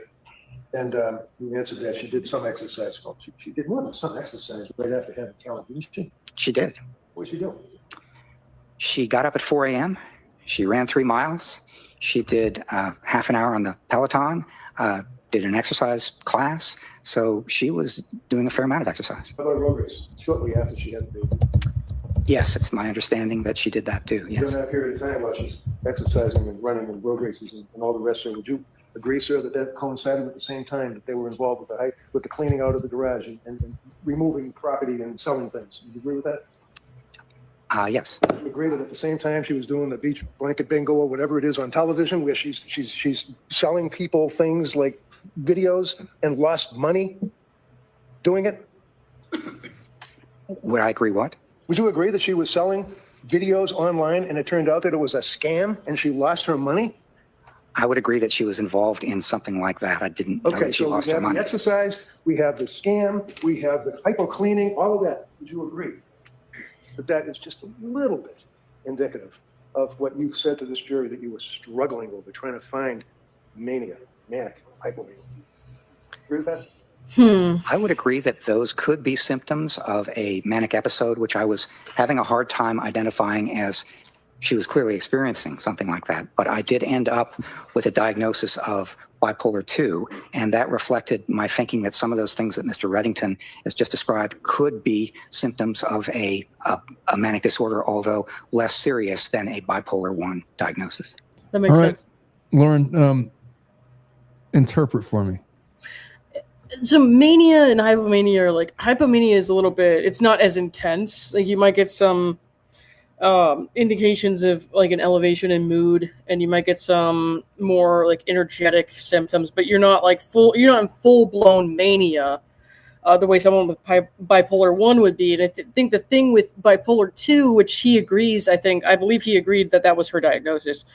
People think like, well, they agreed that bipolar 2 was her diagnosis, so what's the argument here? The thing is, with bipolar 2, you don't usually have, like, you wouldn't have psychosis so much in a hypomanic episode. That's almost never the case in my experience, from what I've seen and from what the doctors that I worked with have diagnosed some of our patients. But like, you would see psychosis at times in a depressive episode with somebody who has bipolar 2. And I kept seeing comments from people who are like, bipolar 2 patients don't have psychosis. That's not true at all. They definitely can. It usually occurs in a depressive episode, which I think makes sense given her, like, a lot of her presentation that we've heard about. She does seem to have been more in a depressive episode than anything sort of manic or hypomanic. So I'm confused as to why he's trying to suggest that she was manic, when I think that it makes way more sense to me that she was having psychosis related to a depressive episode, because she was feeling very depressed. And as Patrick has described, as her mother has described, very depressed. So I don't really know why we need to go here so much, but that's, I guess we're going to question that. Well, it's the point. Like, it's the entire defense, and really, is the Commonwealth's case is they have to show, number one, the defense is banking their entire case on a psychotic episode, psychosis, postpartum psychosis, and we've heard from every single expert in this case has come up with a different diagnosis for Lindsay Clancy. And the point that I was making yesterday is, where I land with that is, obviously there was something wrong with Lindsay Clancy. Obviously she had some mental defects as it relates to the McHugh test. The question is, and she gets to pick either door 1 or door 2 or both. Could she appreciate right from wrong? Could she conform her behavior to right or wrong? It's either or with those. And so it's really the entire case. And if reasonable doubt is the standard, my point is, if none of these people could figure out what's wrong with her, nobody could come to a consensus, then I cannot reasonably rule out that it wasn't a psychotic event. So how could I possibly find her culpable under that scenario? But he's going to go through this testimony. He's going to speak to a little bit of this, and then we'll close it out with that and wrap it up. But I really am interested in your thoughts on this bit of testimony. Mental illnesses involved here, right? Yes, there were. Okay. It's just a question of which kind. Semantics. Yes. You talked about thought broadcasting, right? Yes, I And did. thought broadcasting, sir, would be if somebody hears a voice and is concerned that somebody else might have heard it, right? No. Hey, Thought broadcasting. That's what thought broadcasting is. Are you aware that Lindsay Clancy indicated to anybody that she was hearing or having these intrusive thoughts in her mind? Yes or no? Yes. Did she indicate that she was afraid that people could read her mind or knew what these thoughts were or whatever they were in her mind, intrusive thoughts? She was afraid of that. And so one of the reasons that I asked her about the difference between hallucinations. All right, hold on, please. I can't be more The clear, question, Judge. all right? And then if the Commonwealth wants to follow up, they'll be able to do that. All right. Go ahead. Did she, according to Dr. Halburn's review, all the information in all the hours of time, Yes. determine that she was afraid that people could read her thoughts or knew what her intrusive dark thoughts were? Yes. Who did she say that to? Not just who? Well, she said it to me. Okay. She said it to Dr. Mack. Yeah, I'm sure she said it to Mac too. Put you guys aside. Who else, like people, normal people, did she say that to? Not to be on a normal, but I mean people like friends or family or citizens or whatever. I believe she said it to Patrick. Okay. And she may have said it to others as well. She may have said it to others as well. I don't remember who else she said it to, but she said it to Patrick. Well, how can you come in here and Election. testify about a young lady that is saying to people that she's having thoughts that are intrusive and dark and that she's worried that other people are reading her mind and know about it, and you don't even know who she said it to? No, overruled.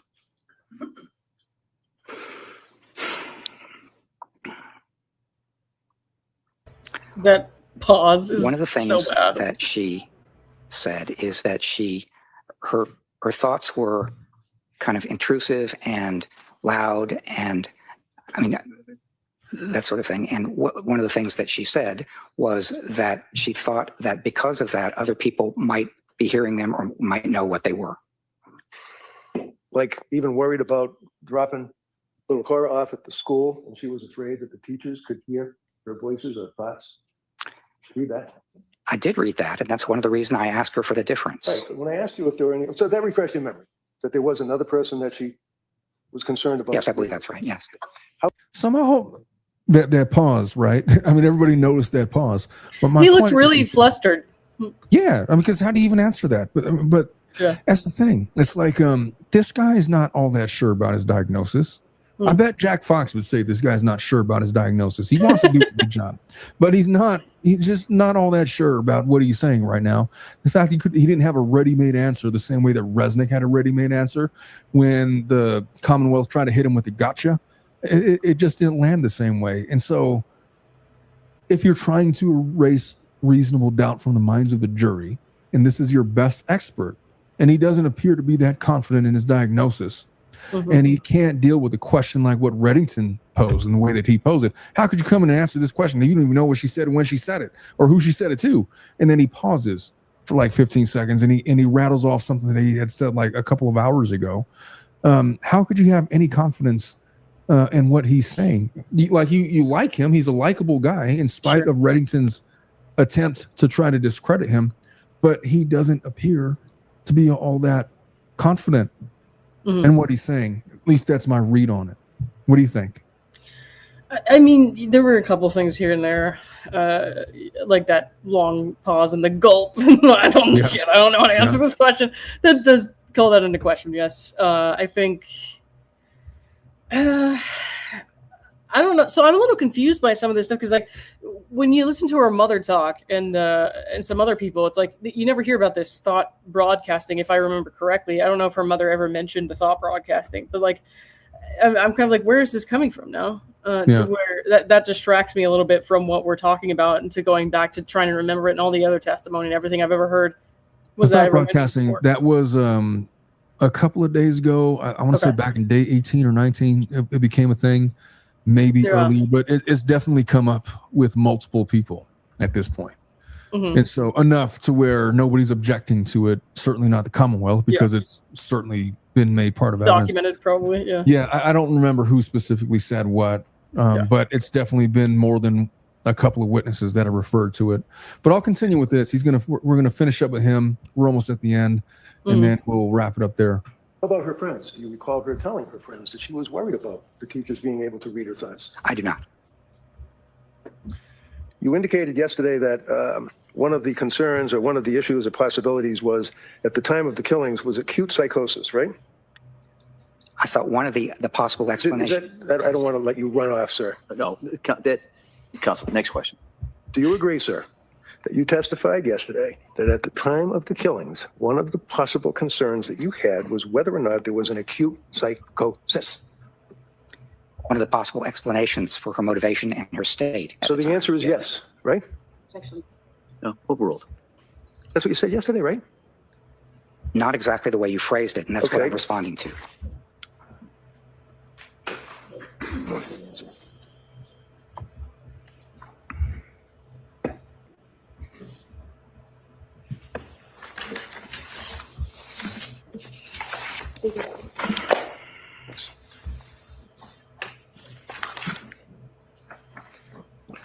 Yesterday, sir, you were asked the next part of the evidence or what you saw against acute psychosis, and you referenced this discussion of whether this was postpartum.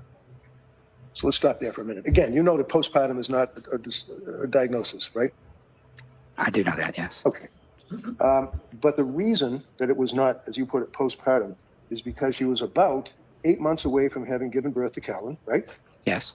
And most of the explanations from the authorities, like DSM-5, would point to maybe 1 month after birth, or maybe give a little bit, maybe 2 months after birth, or something like frustrating. that. That's what we said yesterday. Yes. The way that's defined is frustrating.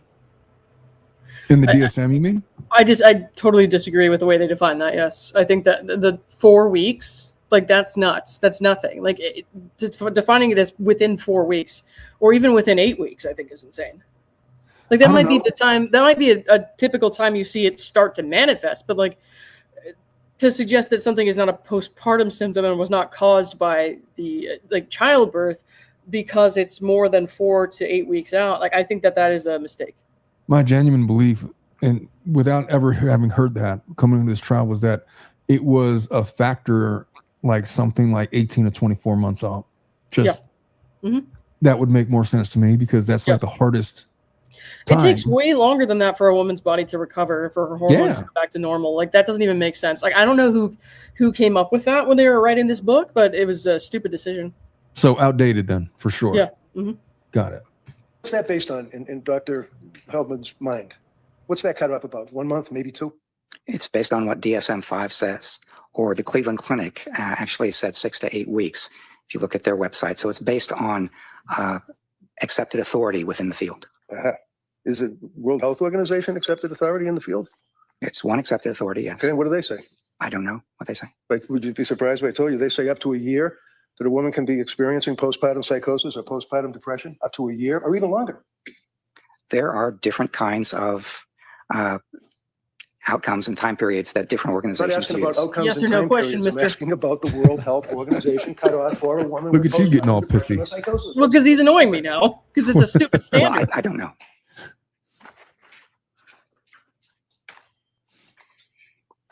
And then you indicated, now it could be something else. And there was certainly some stuff that I saw that were symptoms of depression and other sorts of things that she experienced in January, but it was given the time, it was less likely, I thought, to be postpartum. I'm going to fast forward a little bit to where he starts talking about psychosis. I think it depends on a number the of command things in terms hallucinations. of how it changes, and I'm not in a position to offer informed opinion on that, really. Obviously. Objection. That'll be stricken. Well, that was Doctor, if Ms. Clancy unnecessary. had a genuine command hallucination, which in fact did cause her to feel compelled to carry out the killing of her children Yes. and herself, would you agree that she lacks substantial capacity to conform her conduct to the requirements of the law? If That in would- fact that was a genuine command hallucination that she believed? That would depend on a number of things. It would depend, for Let's example, not go through a number of things. So your answer is no? and my answer would be it depends. Okay, so it depends. Next question. Would you agree, sir, that in That is a number one. He went for the home run right there. He wanted to get a yes or no to that. The fact that he says it depends is a victory for Reddington. Sure. Anything less than a no Right. gives rise to reasonable doubt. Mhm. That's why he asked it directly. But he didn't ask it until after he sat there for like 2 hours, grilling him on the stand and getting him to doubt his own diagnosis and destroying his credibility and destroying his confidence, really. And so at the very end of all of that, beating him up like that, he asks the fundamental, crucial question. In your opinion, did she have the ability to conform her activity to the law, basically? And then he says, nah, it depends. That's a win. That's reasonable doubt. The answer would have to be yes. If he says anything other than no, Well, then if it's a no, that means she did not have the ability to conform her conduct, right? So he would need to say yes. well, yes. Well, the opposite of what I said. Yes. Yes to what you know what I mean. Yeah, I do. All right. December of 2022, and she told you that at that time frame she had these thoughts that were in her head that would, quote, pop into her head, intrusive thoughts that included that her brain was damaged and that she had to kill herself. And she told you that, right? She did. Do you believe she was telling you the truth, sir? Yes.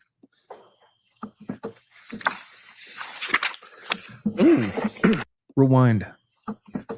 She was telling you the truth, that she had to kill herself. Intrusive thoughts that included that her brain was damaged and that she had to kill herself. And she told you that, right? She did. Do you believe she was telling you the truth, sir?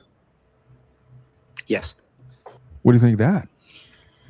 I mean, there is a difference between intrusive thoughts and hallucinations, and you have to kind of get into the specifics of that. However, the way they're describing it as intrusive thoughts and him saying yes, I think that doesn't necessarily mean that she was incapable of conforming her conduct. However, to a jury, I think that plays out as, yes, she was totally, incapable. I think if I were a juror and I wasn't like thinking really hard into this stuff and I didn't, like think about and read about it all the time, I would probably think like, oh, he basically just agreed that she couldn't control herself. Right. Because the questions were so close together. First Right. he said it depends, and then he says yes. Yeah. Mm-hmm. That's masterful question. Yeah. Construction by Reddington. Just brilliant, man. Yeah.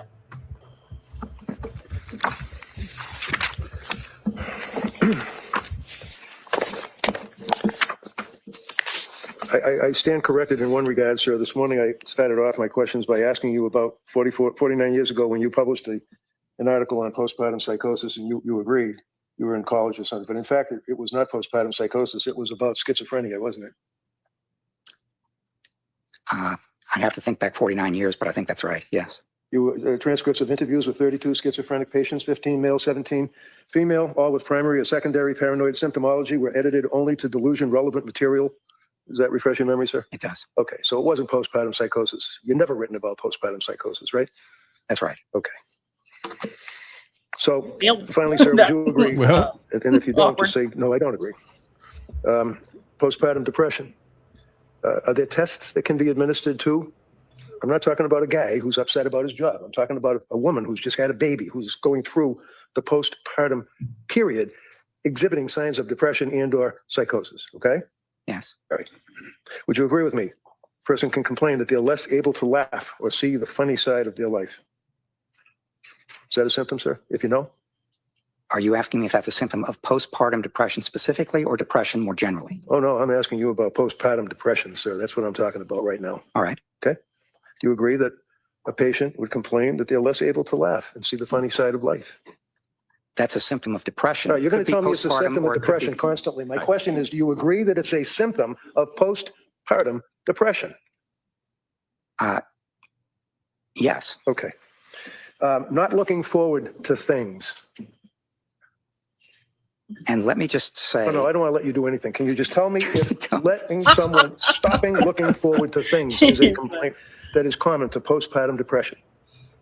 yes, Anxious and worried for no good reason. yes, And Lindsay complained of anxiety and being worried for no good reason constantly, right? yes. She blamed herself for a lot of things in her life. Isn't that right?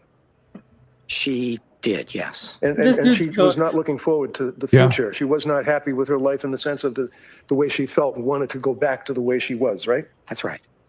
How about complain? When I say complain, I don't mean complaining. It's just that's a language you guys use. Complained about overwhelmed. Her day is overwhelming. Yes, So unhappy that she would cry constantly. yes, Sad and miserable. yes, Thoughts of harming herself, which is, according to the Mass Department of Mental Health, a flag in and of itself. She had thoughts of harming herself, right? she did. Okay, so those are all of the postpartum depression symptoms that a person can have, according to Mass General Hospital's 3-year review of postpartum depression and psychosis. So she hit all of these symptoms, right?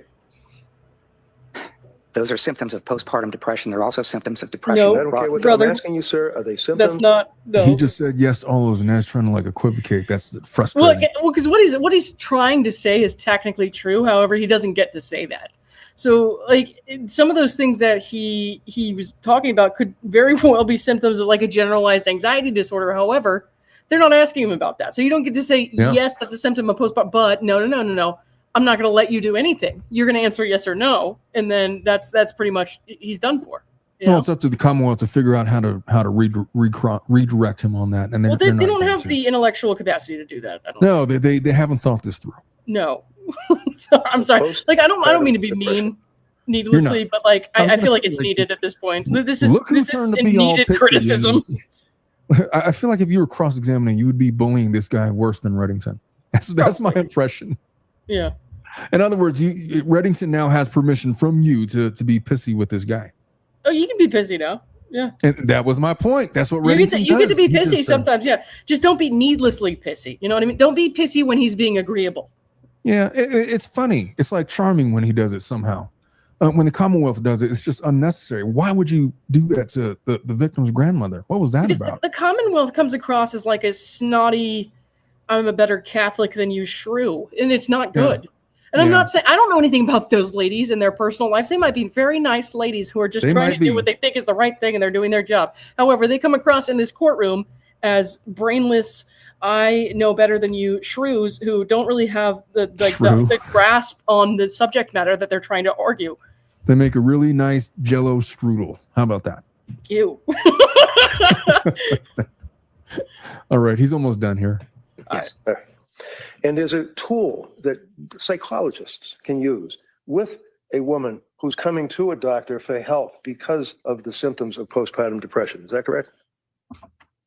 Yes. And what is that tool? I don't know what the tool is, but I'm sure there is a measure of it. Yes. Of postpartum depression. Okay. Have you ever used that measure? I have not. Have you ever read about it? Possibly. Do you even know what it is? I don't know what it is. Damn. How about postpartum psychosis, sir? Same study. Hearing voices or $300 a an hour, voice commanding motherfucker. a person to act. That's in the DSM, right? Yes. Okay. Command hallucinations. Yes. Delusional beliefs or distorted reality is a symptom that a person can complain of, right? Delusional beliefs. And Yes, fixed false beliefs. reality. Yes. Yeah, it's just next statement. Confused, disorganized thinking. She had that, right? It's in your report, I think, that she was baking or making a pie or something and forgot where she was. She was. Yes. She was having trouble with memory, attention, and concentration. All right. Anxious and worried for no good. Strike that. Apologize. Severe sleep deprivation. She had that, right? Yes. Rapid mood swings. She had that, right? Not sure she had that. Well, how about the time that Patrick told you that she would repeatedly find herself in the living room on the sofa and bury her head in the pillow and rock back and forth, crying hysterically?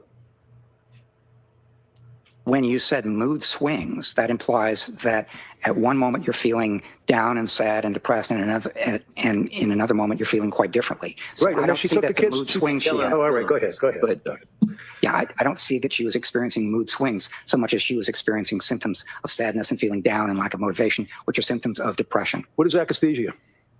Oh, no. AKASTHESIA, I believe. Yeah, I'd have to look that one up. Okay. Feeling overwhelmed. She felt overwhelmed. She did, yes. Not herself. Family seeing the change, obviously. Right? Repeat the question, please. Yeah, not herself. Semicolon. Family seeing the change. Yes, correct.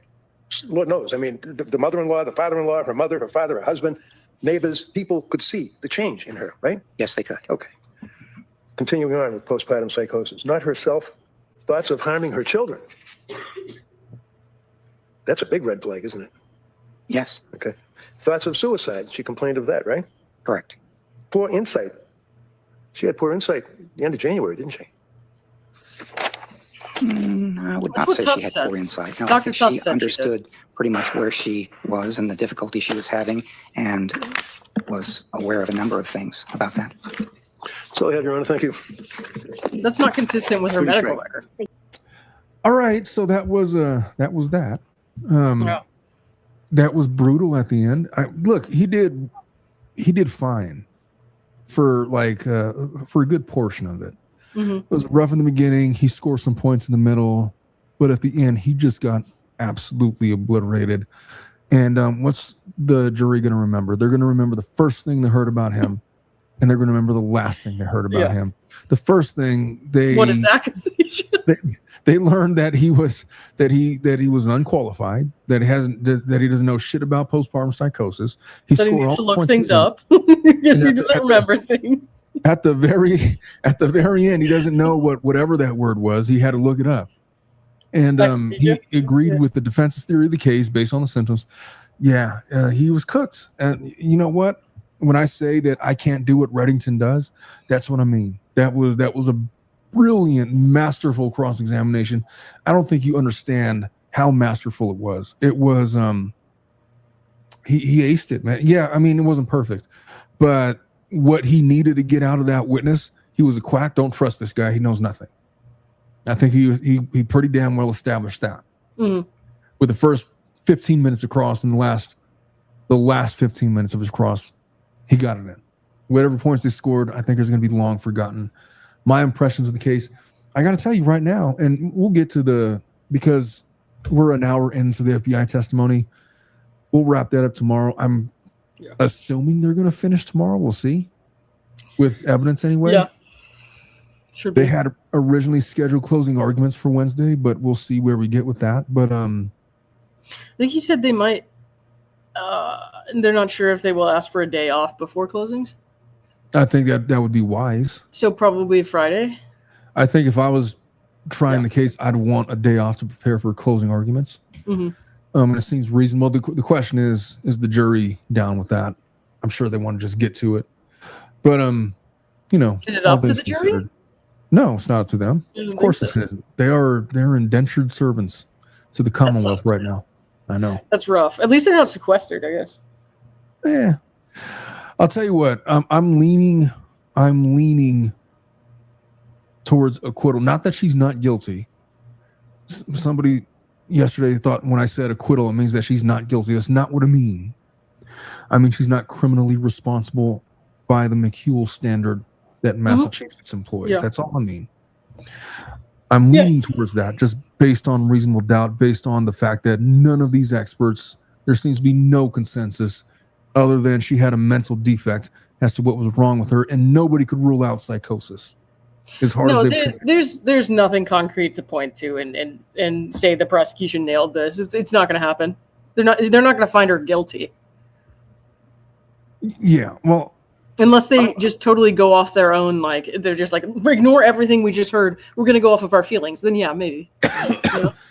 I'm thinking extremely unlikely that it's going to be a guilty verdict. Extremely, just based on the quality of the case.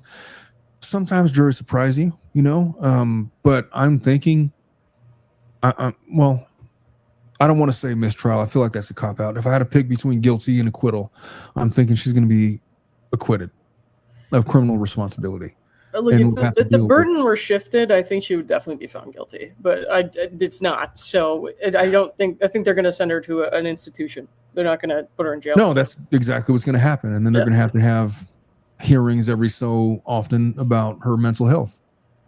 Right. And based on what I've heard, so when people send you to a state facility like that or a long-term facility like that, unless you have immediate and imminent reason to keep somebody, they usually don't let you do that. So there's a good chance that she gets out within a couple of years. That's what I've been saying. Like literally, I mean, she's going to be there for at least a year in a mental health facility, but then they're going to have another hearing where they're going to have to prove that she's still mentally ill.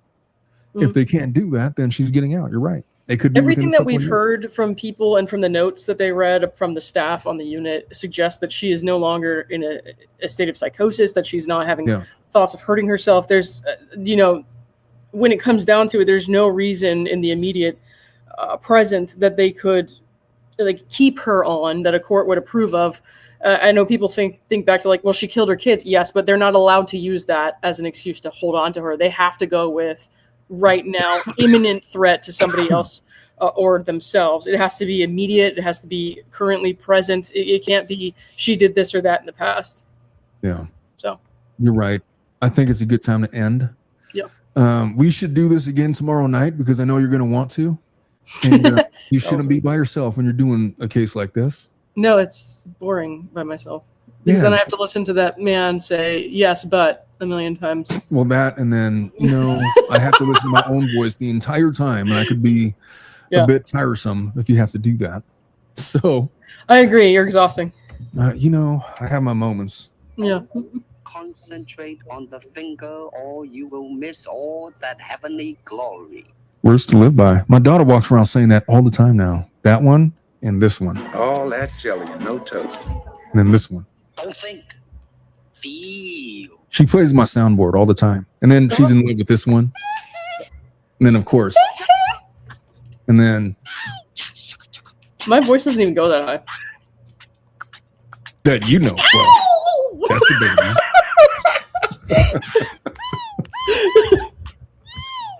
All right, I gotta go. It's 2:15 here.